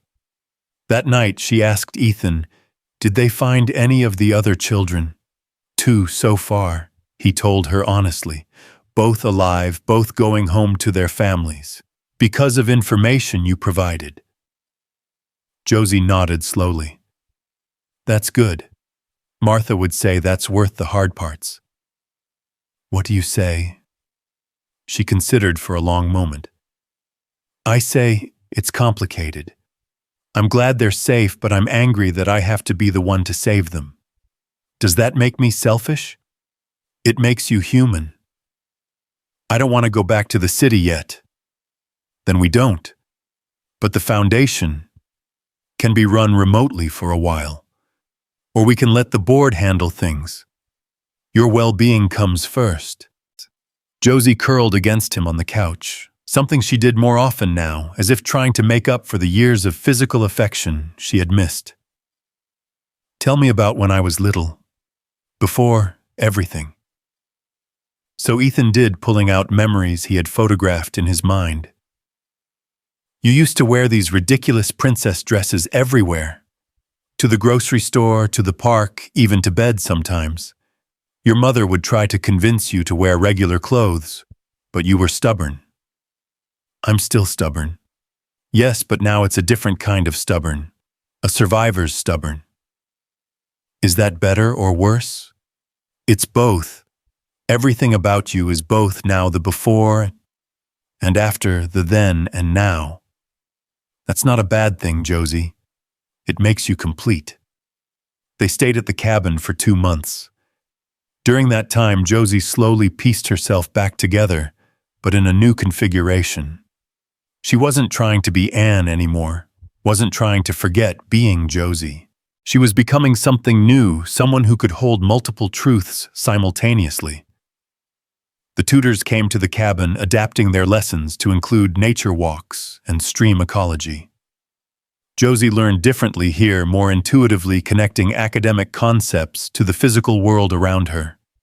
She excelled particularly in writing, producing stories that her English tutor said were remarkably sophisticated for her age. "You have a gift," the tutor, Mrs. Rodriguez, told her. "Your experiences, as difficult as they've been, have given you insights most children, most adults don't have." Josie wrote about the camps, but transformed them into fairy tale kingdoms, where the homeless were secret royalty in disguise. She wrote about Martha as a wise queen who could see the truth in people's hearts. She wrote about herself as a changeling child belonging to both worlds and neither. One story in particular stood out. It was about a girl who could speak 2 languages, not French and English or Spanish and Chinese, but rich and poor. She could translate between the 2 worlds, helping them understand each other. The girl in the story prevented a war between the kingdoms by showing each side that they wanted the same things: safety, love, dignity. They just used different words for them. "This should be published," Mrs. Rodriguez said, but Josie shook her head. "Not yet. Maybe someday when I understand the ending better." The FBI caught Thomas Crane in November along with 12 other members of the trafficking ring. 4 more children were recovered alive. The story dominated the news for weeks, with Josie's role prominently featured despite Ethan's attempts to keep her name out of it. Letters poured in from around the country, some calling her a hero, others sharing their own stories of loss and found children. One letter stood out. It was from a woman named Claire, whose daughter Emma had been one of the recovered children. The letter was short but powerful. "Dear Josie, my Emma was gone for 3 years. I was told she drowned at summer camp. For 3 years, I grieved a child who was alive just as your father grieved you. Your courage in sharing your memories gave me back my daughter. She's different now, changed by what happened, but she's alive and she's home. We're learning how to be a family again, just like you and your father. Emma wants to meet you someday, when you're both ready. She says you'll understand each other in ways others can't. Thank you for being brave when brave was the hardest thing to be. Forever grateful, Claire and Emma Morrison." Josie read the letter multiple times, then carefully folded it and placed it in the box where she kept special things: Martha's reading glasses, a photo from her first piano recital, after returning the small knife she had thought she placed in Martha's casket, but had kept a duplicate of, unable to fully let go of that piece of her survival story. "I want to meet her," Josie told Ethan. "Emma, not yet, but someday. Whenever you're ready." They returned to the city in December, just before Josie's 10th birthday. The house felt different, not bad, just changed. Josie stood in the doorway of Martha's room for a long moment, then quietly closed the door. "We should pack her things," she said. "Give them to people who need them. She wouldn't want them just sitting here." They spent a weekend going through Martha's belongings, each item carrying a memory. Her sewing kit went to a shelter that had textile programs. Her clothes went to the camps distributed by people who had known and loved her. But Martha's Bible, worn and annotated in her careful handwriting, Josie kept. "She used to read to me from this when I couldn't sleep," she explained. "Not in a preachy way, just stories. David and Goliath, Daniel in the lion's den, people surviving impossible things." The foundation had grown in their absence, the board implementing many of Josie's suggestions. The first small facility had opened, offering not just shelter, but the comprehensive services she had outlined. The waiting list was long, but every family they helped felt like a victory. Josie returned to Whitmore after the winter break, but she was different now, more contained, but also more confident. The whispers and stares continued, but she had developed an immunity to them like a vaccination made of suffering. She found unexpected allies among the student body. A boy named Marcus, the name had made her flinch at first, whose father had been imprisoned for embezzlement, understood about shame by association. A girl named Priya, whose family had fled political persecution, knew about starting over with nothing. They formed a quiet alliance, not quite friendship, but something like recognition. Her teacher noticed the change immediately. "You seem more settled," Ms. Chen observed during one of their lunch sessions in the art room. "I stopped trying to choose," Josie replied, working on a sculpture that seemed to be both a tree and a person, roots and feet intertwined. Between being Anne or being Josie, between being normal or being different, I decided to just be. That's very wise for someone who just turned 10. Martha used to say wisdom was just pain that had been processed right. Like composting, you take all the garbage and decay, and if you treat it right, it becomes fertilizer for new things to grow. The sculpture evolved over weeks, becoming more complex, more beautiful. When it was finished, Ms. Chen suggested entering it in the state youth arts competition. "What would I call it?" Josie asked. "What does it represent to you?" Josie studied her creation, the figure that was rooted, but reaching, grounded, but growing. "Becoming," she said finally. "I'd call it becoming." The piece won first place in her age category, but more importantly, it caught the attention of a local gallery owner who specialized in art by young people who had experienced trauma. She offered Josie a spot in a group exhibition called Voices of Resilience. The opening was on a Thursday evening in March. Josie stood beside her sculpture, wearing a dress that Ethan had bought, but which she had modified herself, adding elements that Martha had taught her, a hand-sewn pocket here, an embroidered detail there. It was expensive, made personal privilege softened by experience. People moved through the gallery studying the various pieces, reading the artist's statements. Josie had agonized over hers, writing and rewriting, until she found the words.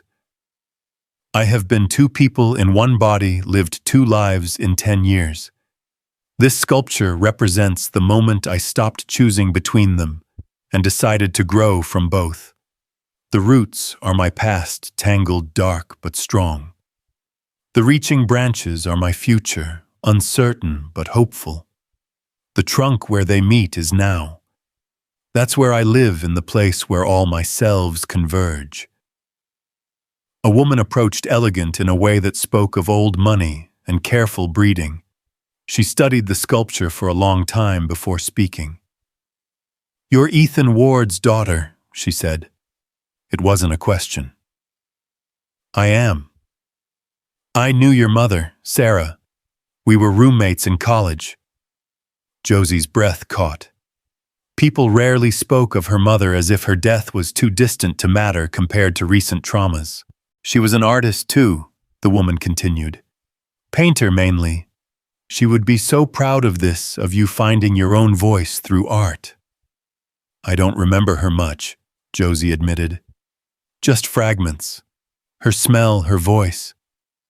"She had the most beautiful laugh," the woman said, "like bells.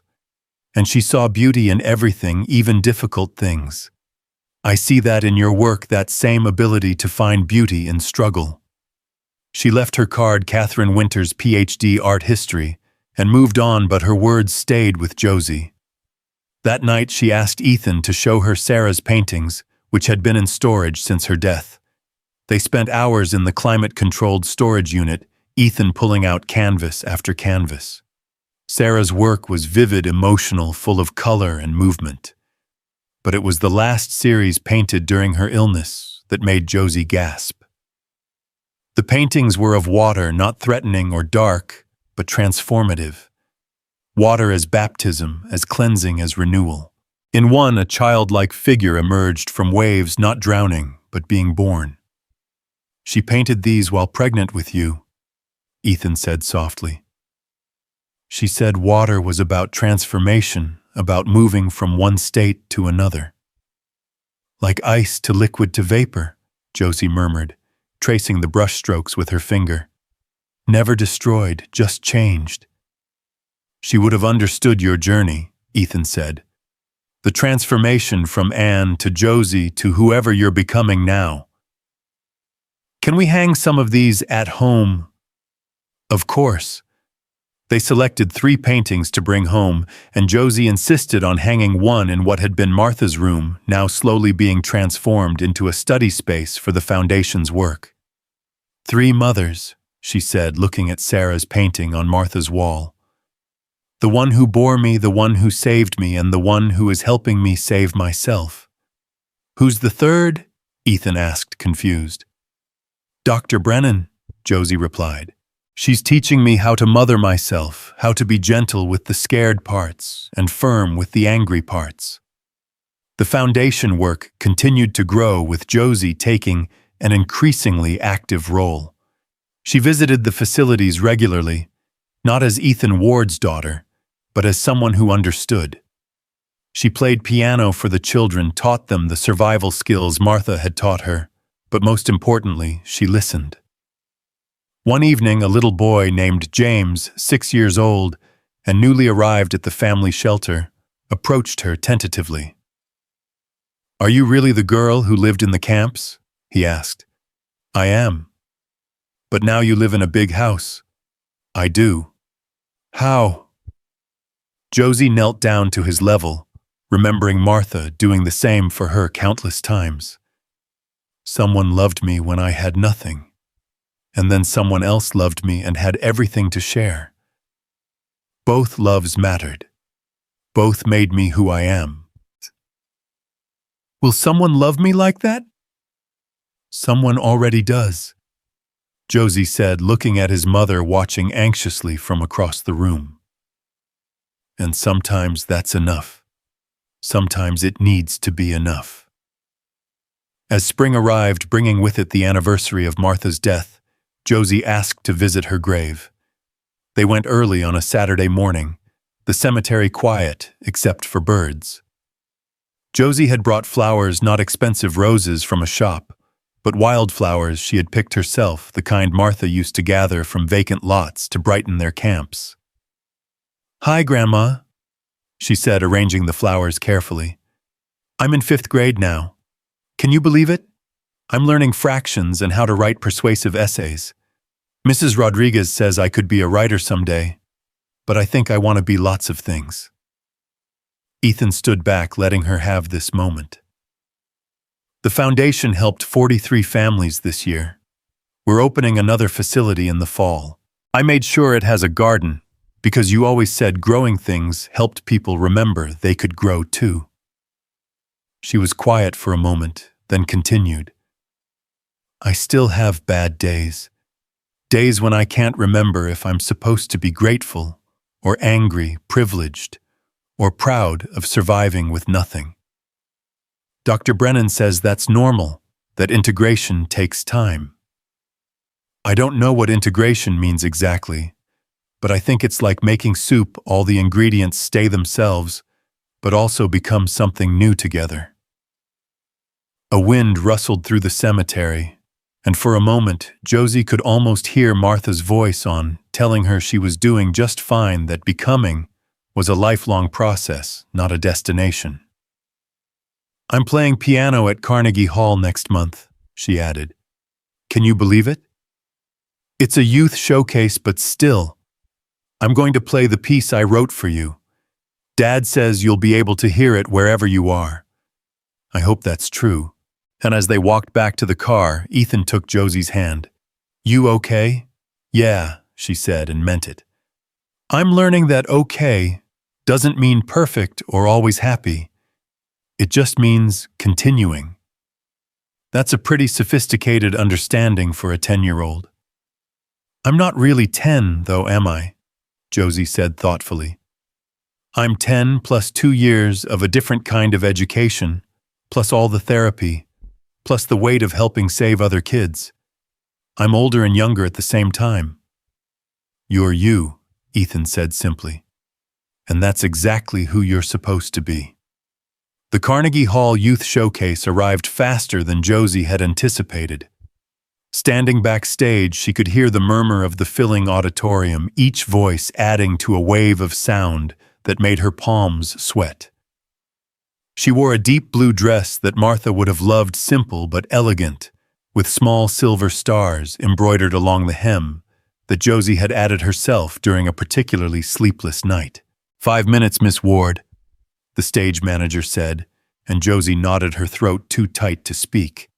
Ethan appeared beside her, having used his influence to gain backstage access. You don't have to do this, he said quietly. We can leave right now if you want. Martha always said fear was just excitement wearing a disguise. Josie replied, her voice steadier than she felt. Besides, this isn't for me. It's for her. When her name was called, Josie walked onto the stage with the practiced poise her deportment teacher had drilled into her, but also with the careful awareness of a child who had learned to navigate dangerous spaces. The grand piano waited under the spotlight, black and gleaming like still water. She sat, adjusted the bench, and placed her hands on the keys. For a moment the world contracted to just this, her breath, the cool ivory under her fingers, the expectant silence. Then she began to play. The piece she had written for Martha started quietly, like dawn in the camps, with single notes that seemed to search for each other across the keyboard.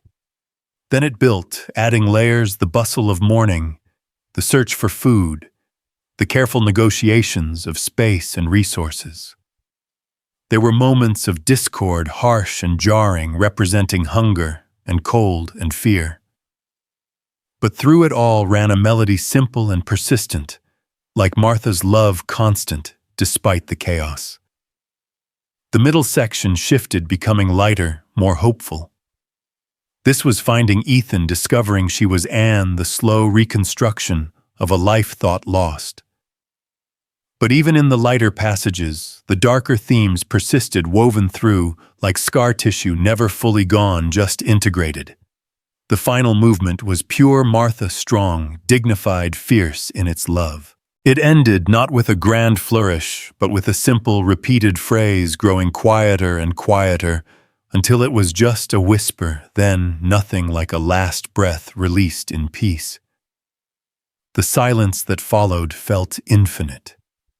Then the applause erupted, and Josie saw people standing, saw tears on faces, saw Ethan in the front row with his hand over his heart. She bowed the way she had been taught, but also the way Martha used to acknowledge kindness from strangers with genuine gratitude and maintained dignity. Backstage afterward, a woman approached, elderly, well-dressed, with eyes that held familiar kindness. I knew Martha Ellis, she said, and Josie's world tilted. You did, many years ago, before her circumstances changed. She was a music teacher. Did you know that? Elementary school? I was the principal who had to let her go when the budget cuts came. Josie's mind reeled. Martha had been a teacher of music. She never said, Josie whispered. She wouldn't have. Martha believed in looking forward, not back. But I want you to know what you played tonight. That's what she always tried to teach. That music could hold all of life, the beautiful and the terrible, and make something meaningful from both. The woman pressed something into Josie's hand, a photograph yellowed with age. It showed a younger Martha at a piano surrounded by children, all of them laughing. On the back, in Martha's handwriting, Music Program PS 84 1987, the best years. That night, Josie couldn't sleep. She sat in Martha's old room with the photograph, trying to reconcile this new information with the woman she had known. Finally, she went to Ethan's study where he was still awake working. She was a teacher, she said, holding out the photograph. She could have told me. When I started piano, she could have said something. Ethan studied the photo, then looked at his daughter. Maybe she didn't want you to see her as someone who had fallen. Maybe she wanted you to know her as she was, not as she had been. But she could have taught me. All those hours with Rosie, Martha could have done that. Could she, with her arthritis, her shaking hands? Would that have been a gift or a reminder of what she'd lost? Josie sank into the chair across from his desk, suddenly exhausted. Everything has layers. Every single thing. Just when I think I understand something, there's more underneath. That's life, sweetheart. We're all archaeological sites with different eras buried at different depths. The revelation about Martha's past sparked something in Josie. She threw herself into researching the Foundation's recipients, learning their stories beyond their current circumstances. The single mother in room 201 had been a registered nurse before medical debt from her child's cancer treatment led to bankruptcy and eviction. The elderly man who came for meals had been a Vietnam veteran, a decorated hero whose untreated PTSD had slowly unraveled his life. Everyone was someone else before, she told the Foundation board at their next meeting. We need to remember that. Not to pity them, but to respect the fullness of their stories. This led to a new program, skill sharing, where residents could teach what they knew. The nurse ran basic first aid classes. The veteran taught wilderness survival. A former chef organized cooking lessons using the shelter's limited resources. It restored dignity in a way that mere charity never could. But with Josie's increasing visibility came unwanted attention. The media had latched onto her story again, particularly after the Carnegie Hall performance. Photographers followed her to school, reporters called the house at all hours, and worst of all, conspiracy theorists began appearing online claiming her entire story was fabricated, that she was a fraud, an actress hired by Ethan for sympathy. One particularly vicious blog post included photos from her homeless years, grainy distant shots someone had taken of the camps. Josie didn't remember the photos being taken, but there she was, dirty and thin, going through a dumpster. The caption read, "Crisis actor or clever con." David found her crying in the art room after lunch, her phone clutched in her hand. Don't read that garbage," he said, his stutter more pronounced in his distress. "Those people are just jealous." "They have pictures," Josie said. "Pictures of me at my worst. And they're using them to say I'm lying, but the pictures are real. I was really there, really that desperate, and they're using my truth to call me a liar, Miss." Chen appeared, having sensed trouble with the radar all good teachers develop. She read the blog post over Josie's shoulder, her face darkening. "This is harassment of a minor," she said. "Your father needs to know." "No!" Josie grabbed her arm. "Please. He'll just make it worse, hire more lawyers, create more attention. That's what they want."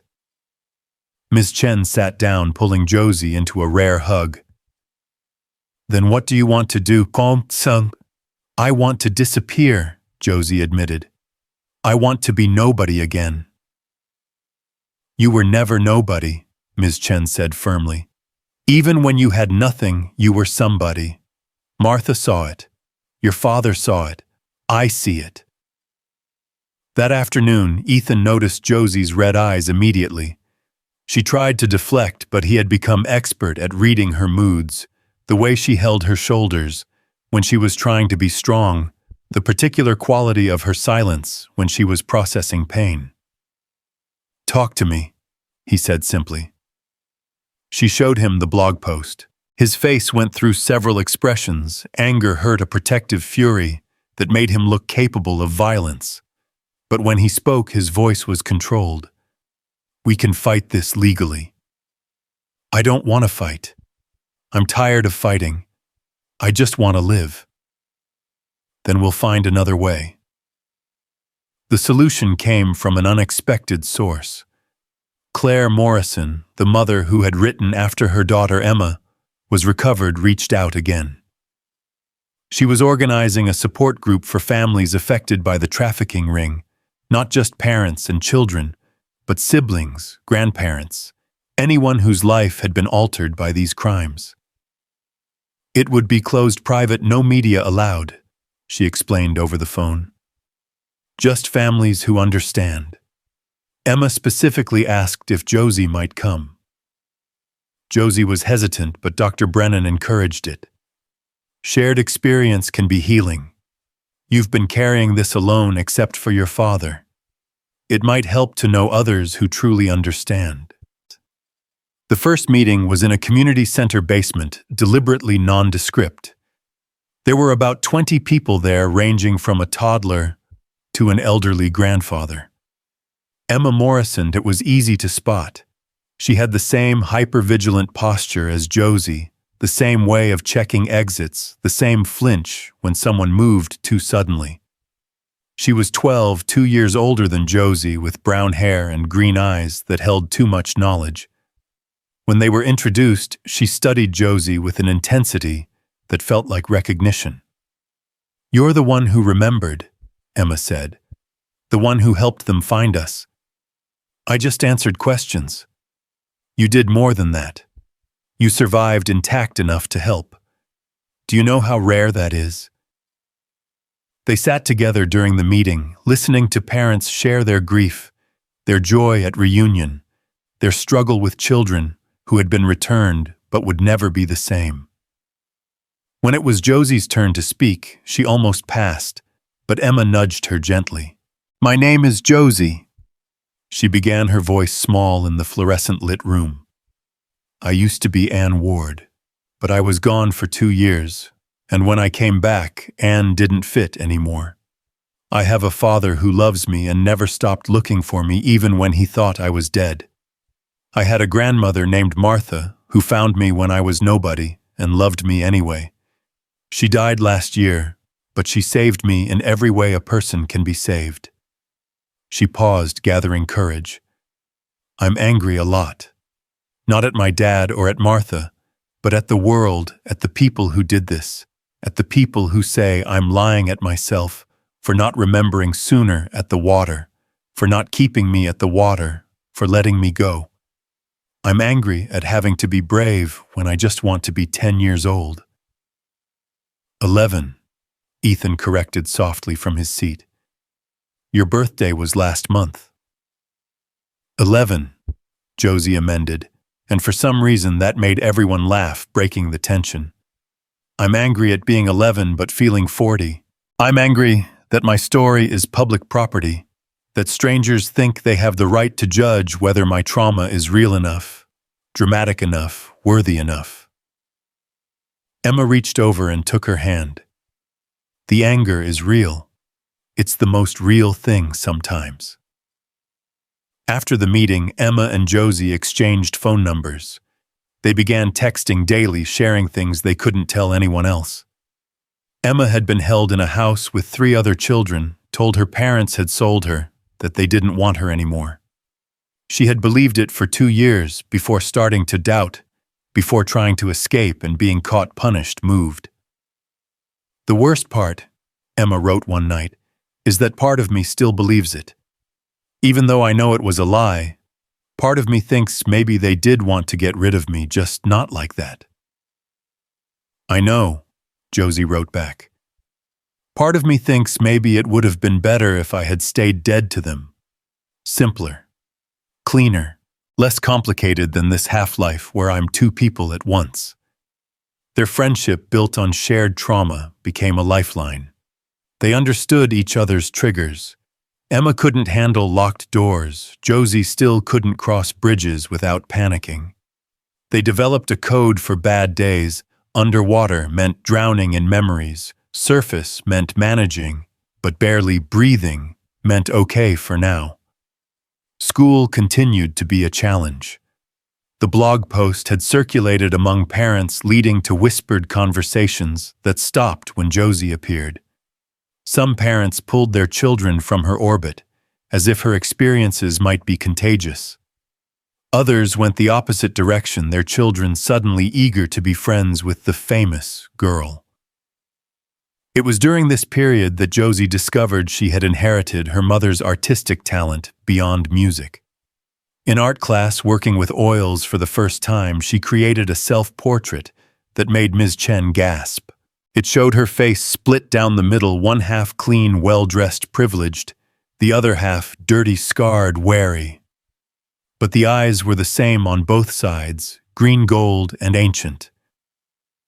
"This is extraordinary," Ms. Chen said. "The technique, but more than that, the honesty." "It's just how I feel," Josie said, embarrassed by the praise. "All great art is just how someone feels made visible." The portrait was selected for the state competition, which meant more attention, more exposure. Josie almost withdrew it, but Emma convinced her otherwise. "They're going to look anyway," Emma said during one of their video calls. "Might as well give them something true to see." The competition was held at the state capitol, a grand building that made Josie think of courthouses, of trials, of justice systems that sometimes worked and sometimes didn't. Her portrait was displayed alongside hundreds of others, but it stood out not just for its technical skill, but for its raw emotional power. A judge stopped in front of it for a long time. She was an older woman with silver hair and kind eyes. "This is yours?" she asked Josie. "Yes, ma'am." "It reminds me of Frida Kahlo's work, that same unflinching self-examination." "How old are you?" 11. The judge's eyebrows rose. 11. And you've already learned that we all contain multitudes. "I had good teachers," Josie said, thinking of Martha, of Ms. Chen, of Dr. Brennan, of all the people who had helped her see that complexity wasn't weakness. The portrait won first place in the middle school division and a special recognition award for emotional depth. The local news wanted an interview, but Josie declined. She was learning to choose her exposures, to control her narrative when possible. That night, Ethan found her in Sarah's old studio, which they had recently restored. She was working on a new painting, this one of Martha, but not as she had been at the end, thin gray coughing. This Martha was amalgamated from all their time together. Strong hands, sewing eyes, bright with storytelling arms, open for comfort, despite having nothing material to offer. "She would be so proud of you," Ethan said, watching Josie work. "I hope so. Sometimes I worry I'm becoming someone she wouldn't recognize. Too privileged, too protected." "You're becoming someone who can bridge worlds. That's what she wanted for you." "How do you know?" Ethan pulled out an envelope worn from being carried. "She gave me this the week before she died. Asked me not to read it until you were ready. I think you're ready now." Josie's hands trembled as she opened the letter written in Martha's careful script. "My dear one, if you're reading this, then Ethan has decided you're ready to hear what I couldn't say while living. You are going to struggle with who you are for a long time. That's not a burden, it's a gift. Most people never question their identity because they never have to. You will build yourself consciously choosing what to keep from each world you've inhabited. You'll feel guilty about having money now when you remember having nothing. Use that guilt. Let it make you generous but not foolish. You'll feel angry about what was taken from you. Use that too. Let it fuel justice but not revenge. I was a teacher once before I was homeless. I taught music to children not much younger than you. I lost everything through a series of small catastrophes that seemed survivable until they weren't. But then I found you, and you gave me purpose again. Not just someone to care for, but someone who reminded me that beauty exists even in the darkest places. Stay soft, my brave girl. The world will try to make you hard, either bitter from your losses or callous from your privileges. Stay soft. It's the harder choice, but the better one. And know this, you were never just Josie to me, and you were never just Anne. You were the bridge between my old life and my last life. You were proof that love doesn't require anything but the choice to love. Be happy, my darling. Not always that's impossible, but sometimes. And when you are, don't feel guilty. Your happiness doesn't diminish your losses or mine. It honors them. All my love, Martha, Grandma. Josie read the letter 3 times before the tears came, and when they did, they were different from her usual tears, cleaner, somehow less complicated.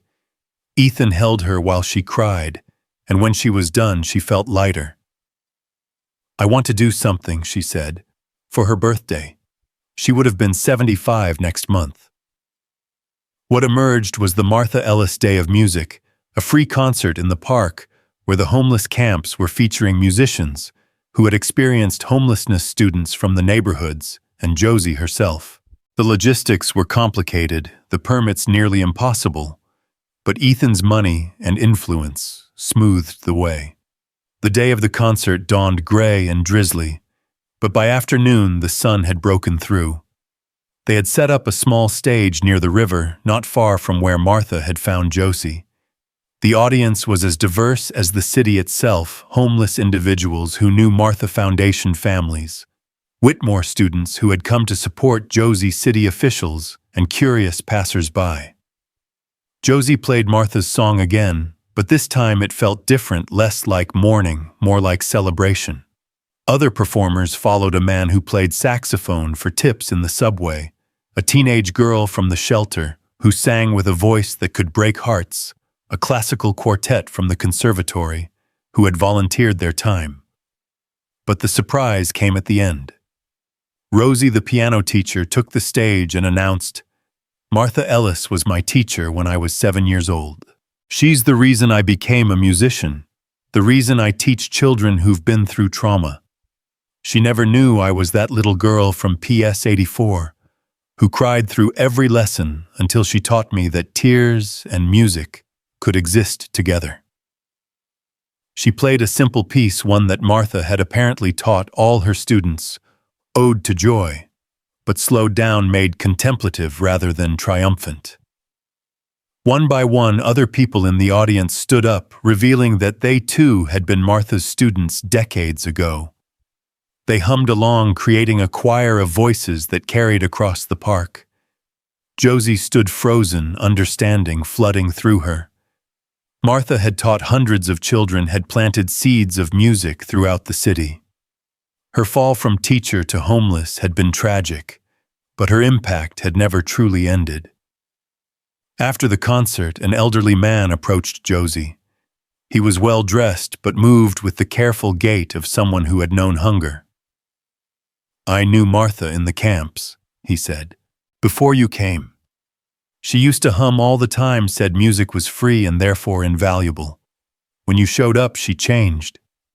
Became protective, fierce. You gave her purpose, yes, but also joy. Don't carry her death as weight.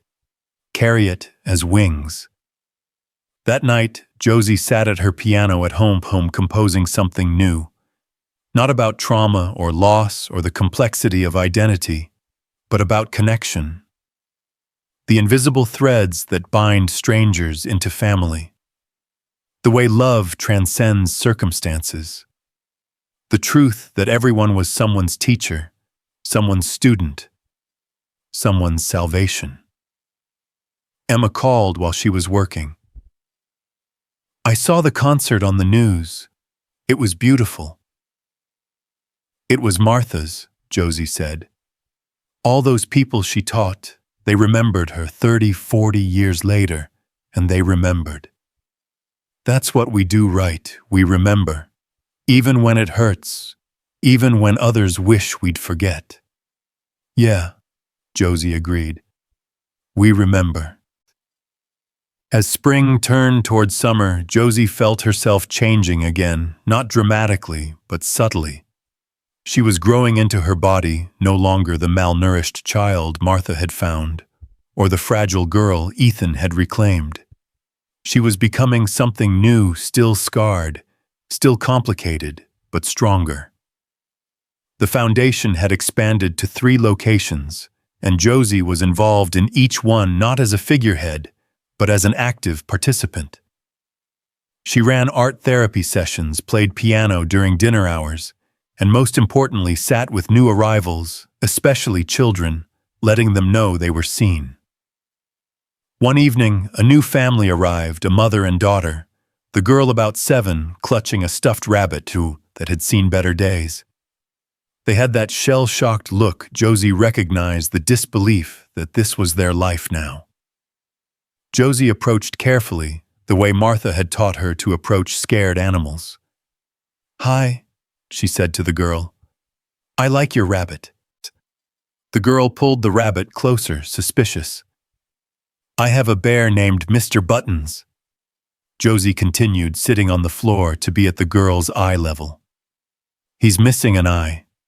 Your rabbit looks like he's been on adventures too." "Her name is Lucy," the girl whispered. "She's scared." "That's okay. Being scared is normal here. But also it's safe. Nobody will hurt Lucy or you."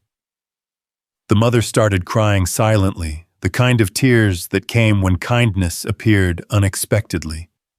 Josie remembered those tears had shed them herself when Martha first showed her gentleness. "I was like you once," Josie told the girl. "I lived in places like this, and now I live in a house and I go to school and I play piano. Things change. Not always quickly, but they change." "Promise?" the girl asked. Josie thought of Martha, of Ethan, of all the promises kept and broken in her short life. "I promise things change. I can't promise how, but I promise they don't stay the same." Later, driving home with Ethan, Josie was quiet. Finally, she said, "I think I understand now. Why Martha saved me, why you searched for me, why we do this work. Why? Because everybody needs to believe they matter to someone. That if they disappeared, someone would notice, someone would look. The foundation isn't really about housing or food or services. It's about mattering." Ethan reached over and squeezed her hand. "You've always mattered, sweetheart. Even when you were lost, you mattered. I know that now, but knowing it now doesn't erase not knowing it then. That's why I have to help others know it sooner." As they pulled into their driveway, Josie saw a figure sitting on their front steps. Her body tensed automatically, the old alertness never fully gone. But as they got closer, she recognized David from school, his familiar nervousness evident even in silhouette. David!" she called out. "What are you doing here?" He stood, wringing his hands. "I needed to tell you something. Before school tomorrow." "What happened?" "My parents are getting divorced. My dad left, and my mom says we might have to move because we can't afford the H house." Josie felt the weight of his fear, recognized it. This was how it started, one catastrophe leading to another, stability crumbling piece by piece. "Come inside," she said, taking charge. "Dad, can David stay for dinner?" Over the meal, David's story emerged in stuttering fragments. His father had been having an affair, had emptied the bank accounts, left them with debt they didn't know existed. His mother was a part-time librarian, her income barely enough for groceries, let alone mortgage payments. "You're not going to be homeless," Josie said firmly.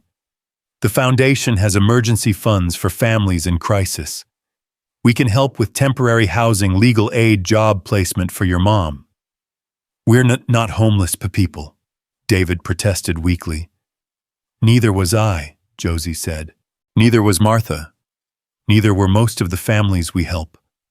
Homeless people are just people who had more catastrophes than resources." Ethan watched his daughter take charge, making calls, arranging meetings, transforming David's crisis into a manageable problem. This was who she was becoming, someone who could navigate both worlds, who could translate between privilege and poverty, who could see problems and create solutions.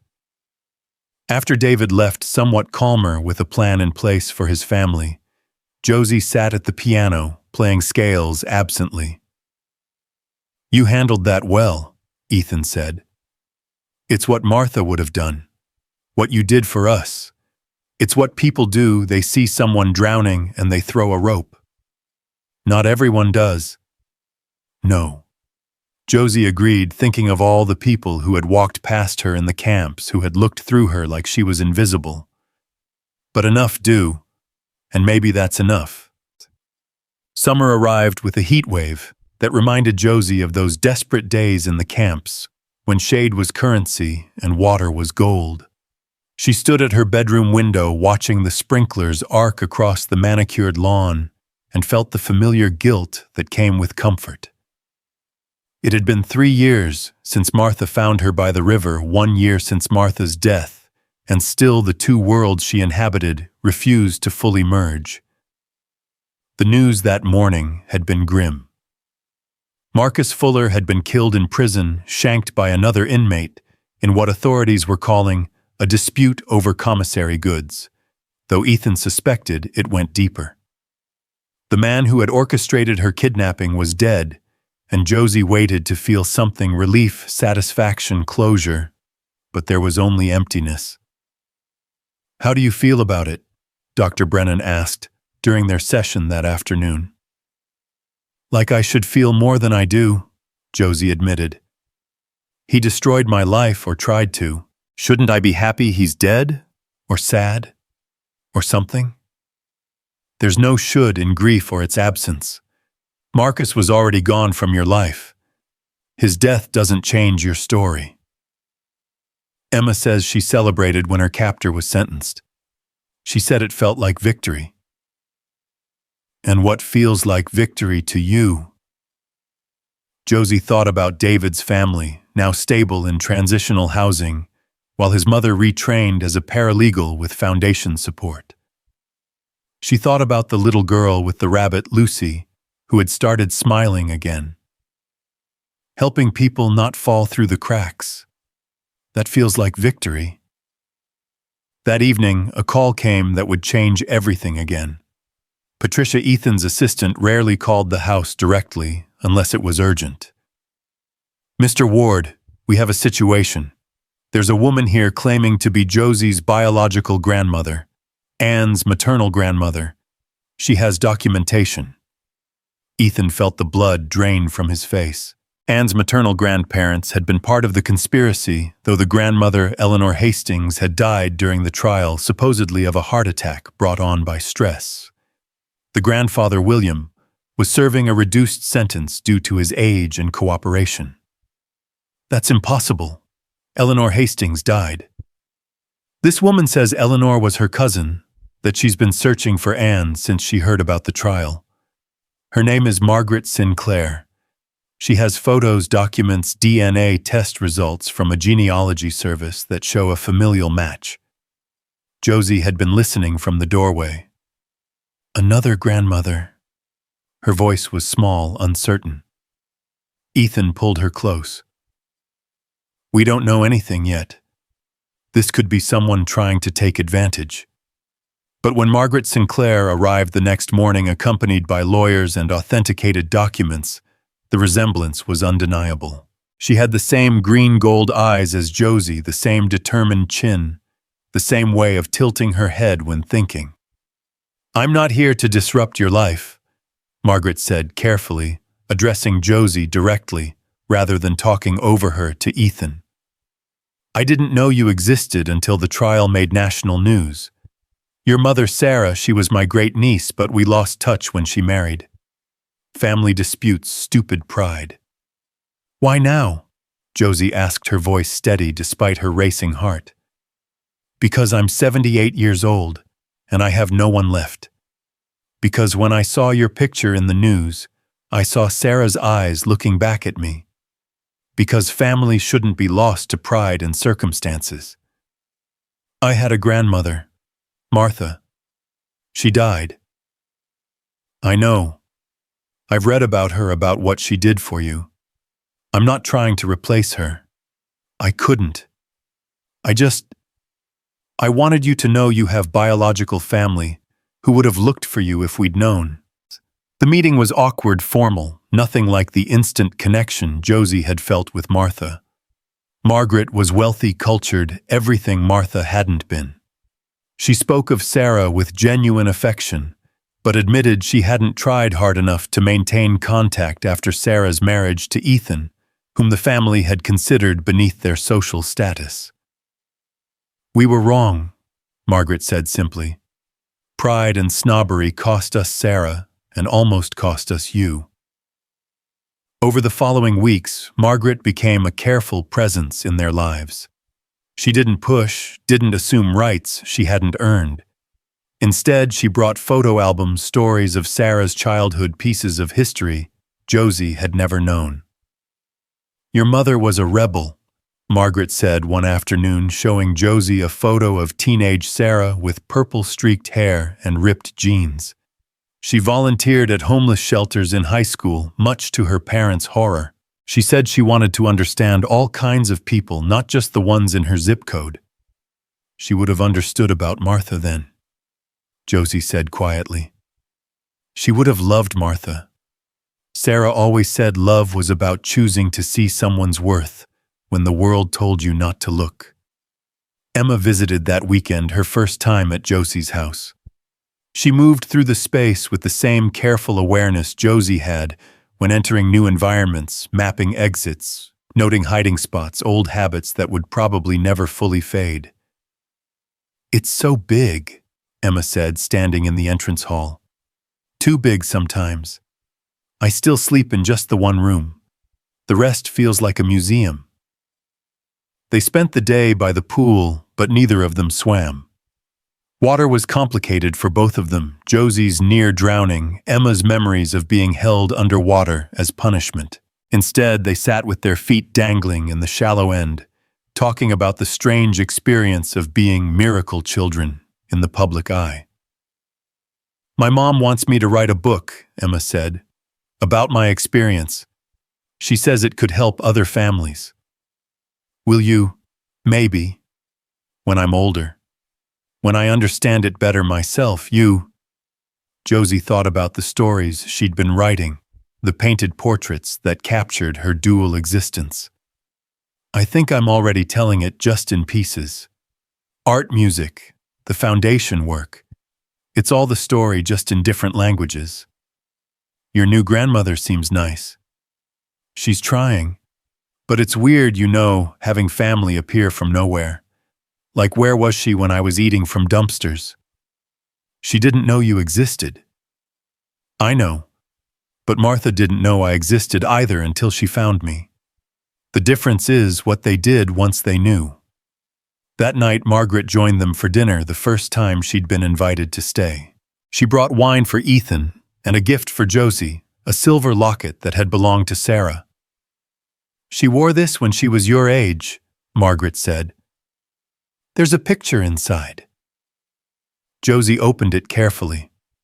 The tiny photo showed Sarah and a young Margaret both laughing at something outside the frame.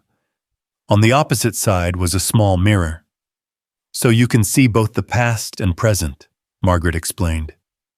"Martha gave me a locket too," Josie said, retrieving it from her jewelry box. It was cheap metal, tarnished with no pictures inside. She found it in a donation box and said even empty frames deserve to hope for pictures someday. Margaret studied the simple locket with surprising reverence. "May I?" At Josie's nod, she opened it. "Two sides like Sarah's. Perhaps we could put a photo of Martha in one side." It was a peace offering, an acknowledgement of Martha's primacy in Josie's heart. Josie nodded, her throat tight with unexpected emotion. The summer progressed with a rhythm of its own. Josie spent mornings at the foundation, afternoons with her tutors preparing for 6th grade, and evenings exploring her artistic pursuits. She was working on a series of paintings she called Between Worlds. each one showing the same scene from two perspectives, wealth and poverty side by side. One painting showed a rainstorm on one side, a child watching from behind a window, safe and dry. On the other, a child huddled under cardboard, the same rain a threat to survival. Another showed a elaborate dinner party versus food bank line, both groups of people eating, both hungry in different ways. Ms. Chen, who had become an informal mentor beyond school, visited to see the series. These are powerful, Josie. They force viewers to confront the arbitrary nature of circumstances. Arbitrary. That's the word I've been looking for. Why I had a pink room and then a tarp. Why Martha was a teacher and then homeless. Why I was Anne, then Josie, now both.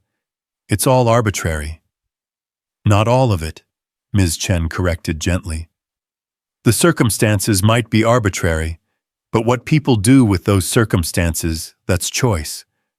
Martha chose to save you. Ethan chose to never stop looking.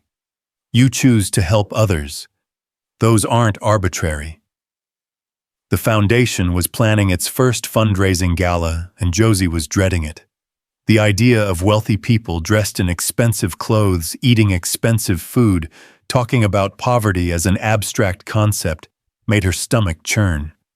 But Ethan insisted her presence was important. They need to see you, he said, to understand that this isn't just charity, it's personal. I don't want to be a poster child. You're not. You're proof that the foundation works, that people can transcend circumstances with the right support. The night of the gala, Josie wore a dress that Margaret had helped her choose, elegant but simple, appropriate but not ostentatious. She had added her own touches. Martha's cheap locket alongside Sarah's silver one, a small embroidered patch that said hope, which she'd sewn on herself. The ballroom was everything she'd feared: crystal chandeliers, ice sculptures, people who spent more on their watches than most families needed for a year. She stood with Ethan, accepting condolences about Marcus's death, which she didn't want, and praise for her bravery, which she didn't feel she deserved. Then she saw him, Thomas Crane, the man with the crescent scar, who had taken children from the camps. But that was impossible. He was in prison, sentenced to 40 years. This man was younger, cleaner, but the resemblance was unmistakable. "Dad," she whispered, gripping Ethan's arm. "That man. He looks like—" Ethan followed her gaze to where a well-dressed man was chatting with potential donors. "That's James Crane, Thomas's brother. He's actually one of our supporters, has been advocating for victim services." His brother— Josie felt the room spin slightly. "Thomas Crane's brother is here at our fundraiser. He testified against Thomas. He's the one who provided evidence about the trafficking ring's structure. Josie, he's one of the good guys." But Josie's body didn't care about logic. Her heart was racing, her palms sweating, every instinct screaming danger. She excused herself, fleeing to the bathroom where she locked herself in a stall and tried to remember Dr. Brennan's breathing exercises. Emma answered on the second ring. "What's wrong? You sound underwater." "The brother is here. The man who took kids, his brother is at the fundraiser." "Breathe, Josie. Is he a threat?" "Dad says no. Says he helped. But he looks just like him, and my body doesn't care about the difference." "Your body is keeping you safe. It doesn't know the danger is past.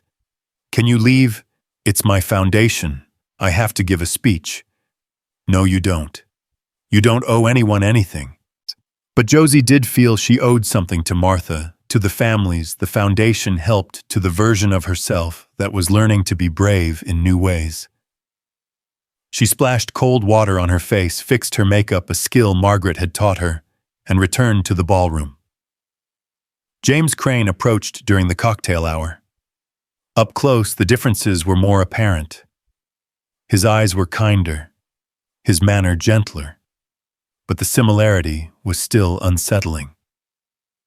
"You must be Josie," he said, keeping a respectful distance as if sensing her discomfort. I wanted to apologize. For my brother, for what he did for all the children he hurt. You're not responsible for him. No, but I ignored signs I should have seen. He was always troubled, but I hoped. Well, it doesn't matter what I hoped. I failed those children by not acting on my suspicions sooner. Why are you here? Because I can't undo what Thomas did, but I can try to prevent it from happening again. I've been funding programs that teach children to recognize predators, that train adults to spot trafficking signs. It doesn't erase anything, but it's what I can do. Josie studied him, seeing now what her fear had initially hidden the guilt he carried, the way he held himself, like someone perpetually apologizing. She recognized it because she sometimes saw it in Ethan, the survivor's guilt of those who escaped trauma by chance. Martha used to say that guilt was only useful if it led to action, she said finally. Otherwise, it's just self-indulgence. James's eyes widened slightly. Your grandmother sounds like she was very wise. The wisest, Josie agreed and found that she could breathe normally again. When it came time for her speech, Josie abandoned the prepared remarks Patricia had helped her write. Instead, she spoke from her heart. 3 years ago, I was nobody. I had no name that I remembered, no home, no hope beyond surviving another day. An elderly homeless woman named Martha Ellis found me by the river and decided I was worth saving. Not because I was secretly Ethan Ward's daughter, she didn't know that. Not because I had potential or talent that wasn't apparent. She saved me because she believed every person deserved to be seen, to be valued, to be loved. This foundation isn't about charity. It's about recognizing that the line between housed and homeless, between stability and chaos, is thinner than most of you want to believe. Everyone in this room is maybe 3 catastrophes away from needing help. Job loss, medical crisis, family betrayal. Stack them up, and suddenly you're Martha, who went from teaching music to living under bridges. But here's what I learned from her and from my father, who never stopped looking for me, even when he thought I was dead. Love isn't about deserving. Help isn't about earning. Sometimes the most profound act is simply refusing to look away when the world tells you someone doesn't matter. The Martha Ellis Foundation exists because one woman looked at a broken child and saw a granddaughter. Because one man looked at a homeless girl and recognized his daughter. Because love is about choosing to see beyond circumstances to the human underneath. So I'm asking you tonight not just to donate money, though we need that. I'm asking you to donate your sight. See the humanity in people you'd normally ignore. That's what Martha did. That's what saved me. That's what might save someone tomorrow. The applause was thunderous, but Josie barely heard it. She was thinking about Martha, hoping she would have been proud. Margaret was crying openly, and even Ethan was wiping his eyes. Later, as the evening wound down, James Crane approached Ethan with a check that made even the wealthy businessman's eyes widen. It's blood money, James said simply. Thomas had assets hidden. I found them. They should go to his victims and to preventing more victims. The amount would fund the foundation for 3 years, would allow them to open 5 more facilities, would change hundreds of lives. Josie looked at the check money that came from evil being transformed into good, and thought about transformation, about Martha, teaching her that everything could be composted into something useful if you processed it right. That night, she couldn't sleep. She sat at her piano playing variations on Martha's song, each one slightly different, like looking at the same person from different angles. Around 3 a.m., Ethan found her there. Couldn't sleep either, he asked. I keep thinking about cycles. Martha was a teacher who became homeless. I was rich, then homeless, then rich again. James Crane is trying to undo his brother's evil. Everything circles, but not quite back to the same place. like a spiral rather than a circle. Exactly. We passed the same points, but at different elevations. She played an ascending scale that turned into a melody. I want to do something else with the foundation. Not just emergency help, but education. Music lessons like Martha used to give. Art classes. Writing workshops. Things that feed the soul even when the body is struggling. The Martha Ellis Center for Creative Expression. Josie smiled. She'd pretend to be embarrassed by the fancy name, but she'd love it. As dawn broke, they sat together watching the sun paint the sky in shades of pink and gold. Josie thought about all the sunrises she'd watched from the camps, never knowing if that day would bring food or hunger, safety or danger. Now she watched them from comfort, but the appreciation was the same, perhaps deeper, for knowing how quickly everything could change. I want to go back, she said suddenly. To the river. To where Martha found me. Ethan tensed. Are you sure? I need to. Not to relive it, but to, I don't know. Honor it, maybe that spot where I ended and began.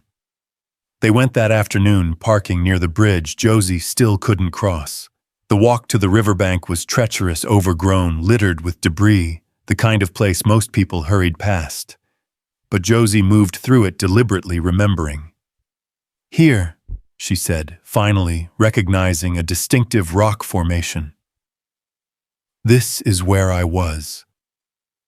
The river was calm today, nothing like the raging torrent that had nearly claimed her. Josie knelt at the water's edge, placing her hand on the muddy bank. Thank you, she said quietly, though she wasn't sure who she was addressing. The river for releasing her, Martha for finding her. The universe for the arbitrary cruelty and kindness that had shaped her story. Sometimes I dream I'm still here, she admitted to Ethan. That everything else, you finding me, the house school, the foundation, is just a hypothermia hallucination. That I'm still that nameless girl dying by the water. And what convinces you it's real? The pain, Josie said simply. Dreams don't hurt this specifically. The missing Martha, the confusion about who I am, the guilt about having more than I need, that's too complex for a dying dream. They stood there for a long time, father and daughter, watching the water flow past. Finally, Josie pulled something from her pocket, a small stone she'd carried since the camp, smooth and ordinary, but hers.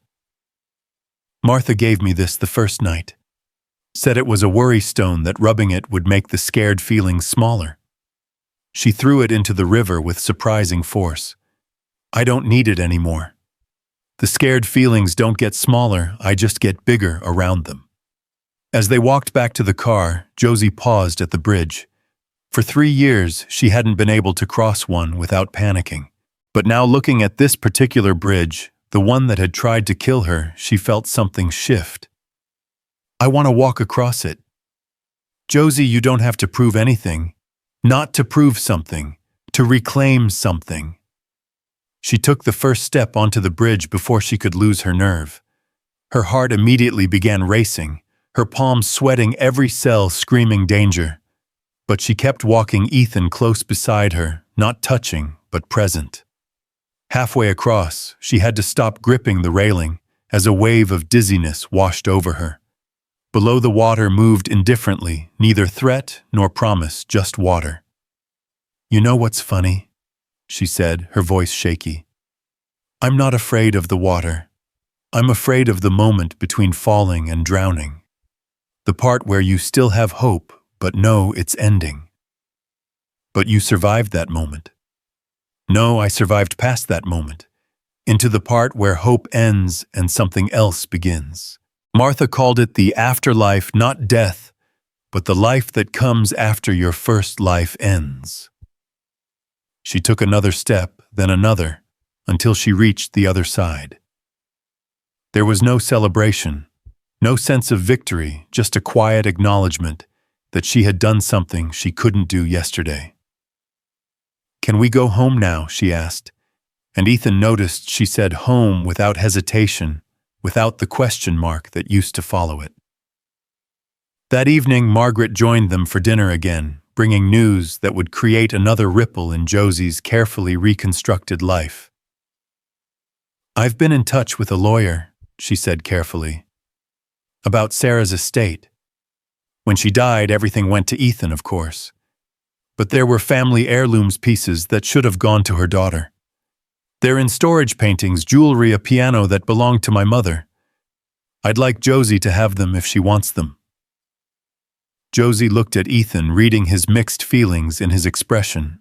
These were things he'd packed away, unable to bear the reminders. "The piano?" she said finally. "Could I see the piano?" They went to the storage facility that weekend. The piano was a Steinway Grand from 1923, its wood gleaming despite years of neglect. Josie ran her fingers over the keys, finding them still mostly in tune. "This was my great-grandmother's. She was a concert pianist in her youth," Margaret said. "Before marriage and children and society told her that wasn't appropriate, she taught Sarah to play on this piano. And Sarah started teaching me," Josie said, memories flickering like candle flames. "I remember now, sitting on her lap, my hands on top of hers. She sat at the bench and began to play not one of her composed pieces or classical training, but a simple children's song, the kind mothers teach their babies. Halfway through, she started crying, but didn't stop playing. "We'll have it moved to the house," Ethan said roughly, his own eyes wet. "No," Josie said. "To the foundation, to the new center. Martha's piano. Kids who never had lessons can learn on the piano that taught generations of my family. It's what Sarah would want. It's what Martha would want." Margaret nodded slowly. "Cycles and spirals, like you said. The piano that went from concert halls to storage to silence, now it'll sing again for children who need music." The Martha Ellis Center for Creative Expression opened in September, just as Josie started 6th grade. The dedication ceremony was deliberately small, no media, just foundation, families, supporters, and the people who had known Martha. Rosie had agreed to be the music director, and she played the inaugural piece on Sarah's piano, Beethoven's Ode to Joy, the song Martha had taught all her students decades ago. One by one, those former students joined in humming, singing, creating a chorus that filled the center. Josie spoke briefly. Martha believed that beauty and dignity weren't luxuries, they were necessities.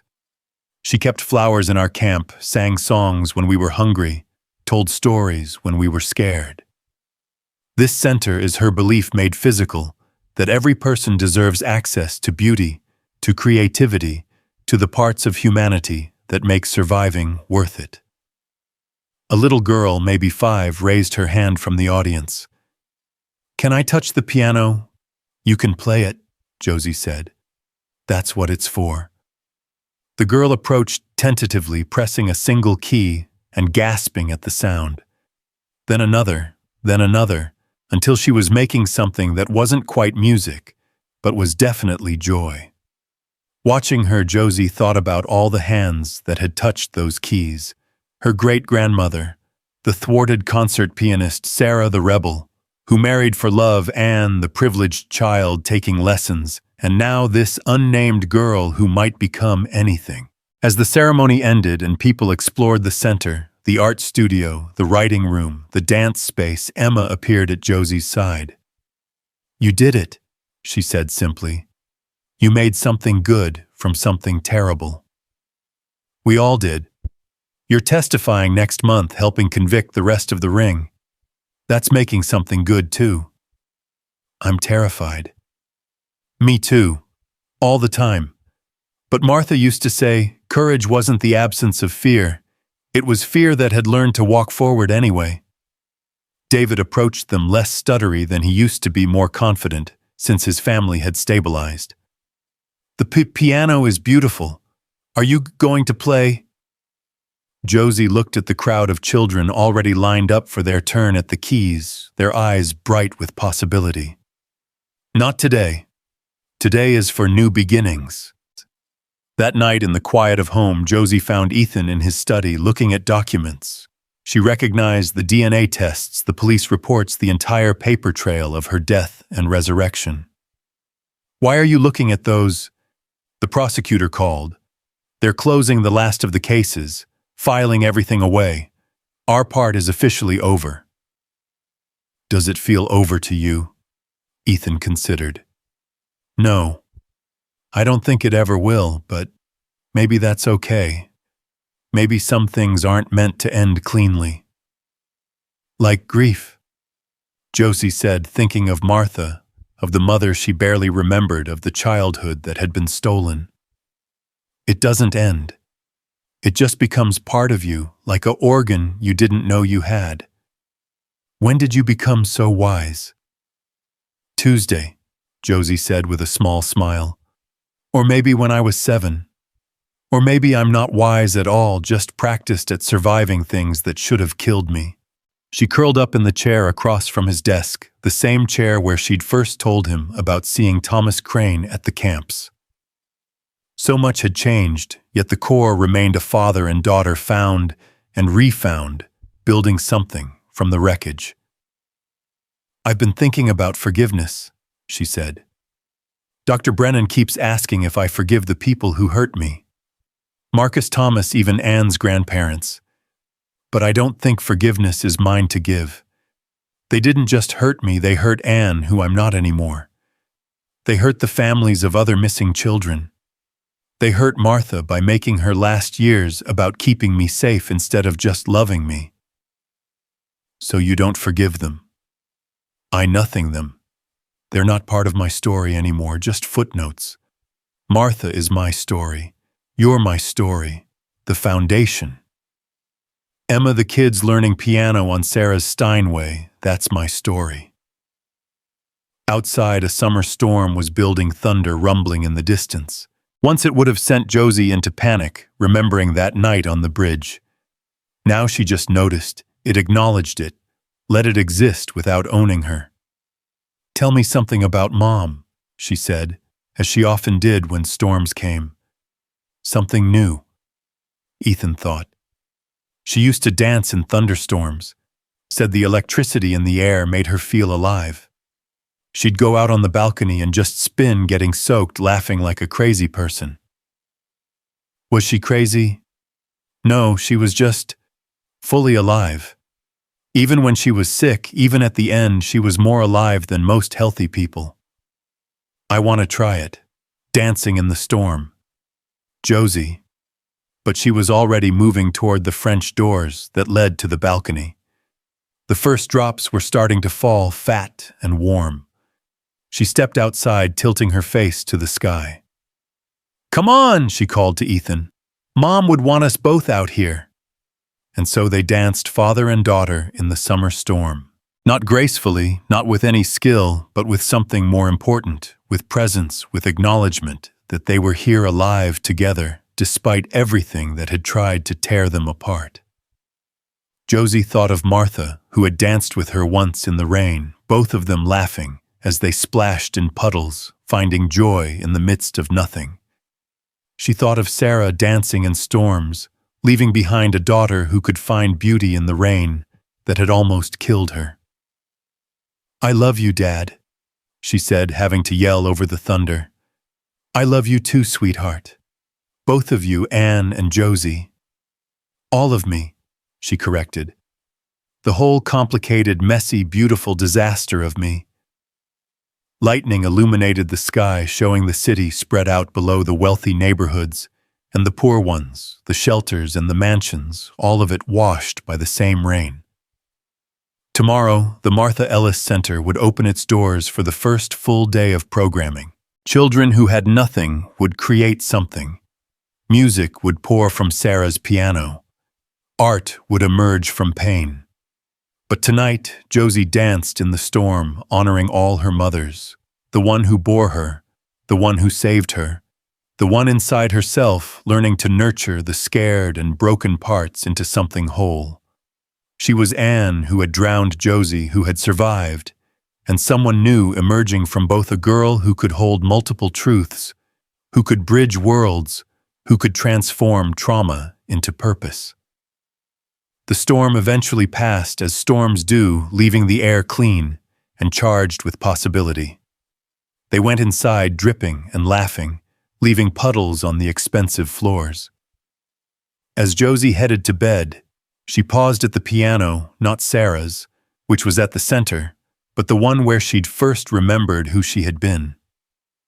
She played Martha's song one more time, but it had evolved again. Now it contained multitudes, loss and discovery, privilege and poverty. The child who had everything. The child who had nothing. And the young woman emerging, who understood that everything and nothing were just different faces of the same precious, precarious thing called life. The last notes faded into silence, but the music continued in other ways in the foundation's work, in the children who would learn to play in the art born from ashes. Josie closed the piano and went to bed knowing that tomorrow would bring new challenges, new questions about identity and purpose and belonging. But tonight, she was simply Josie, complicated and complete, carrying all her names and all her stories, building a future from the fragments of multiple pasts. She was the bridge between worlds, the translator of experiences, the proof that people could survive the unsurvivable and choose to help others do the same. In her dreams that night, she didn't drown. She didn't even swim. She walked on water, not because she was special or chosen or miraculous, but because Martha had taught her that sometimes when you've lost everything, you become light enough to float.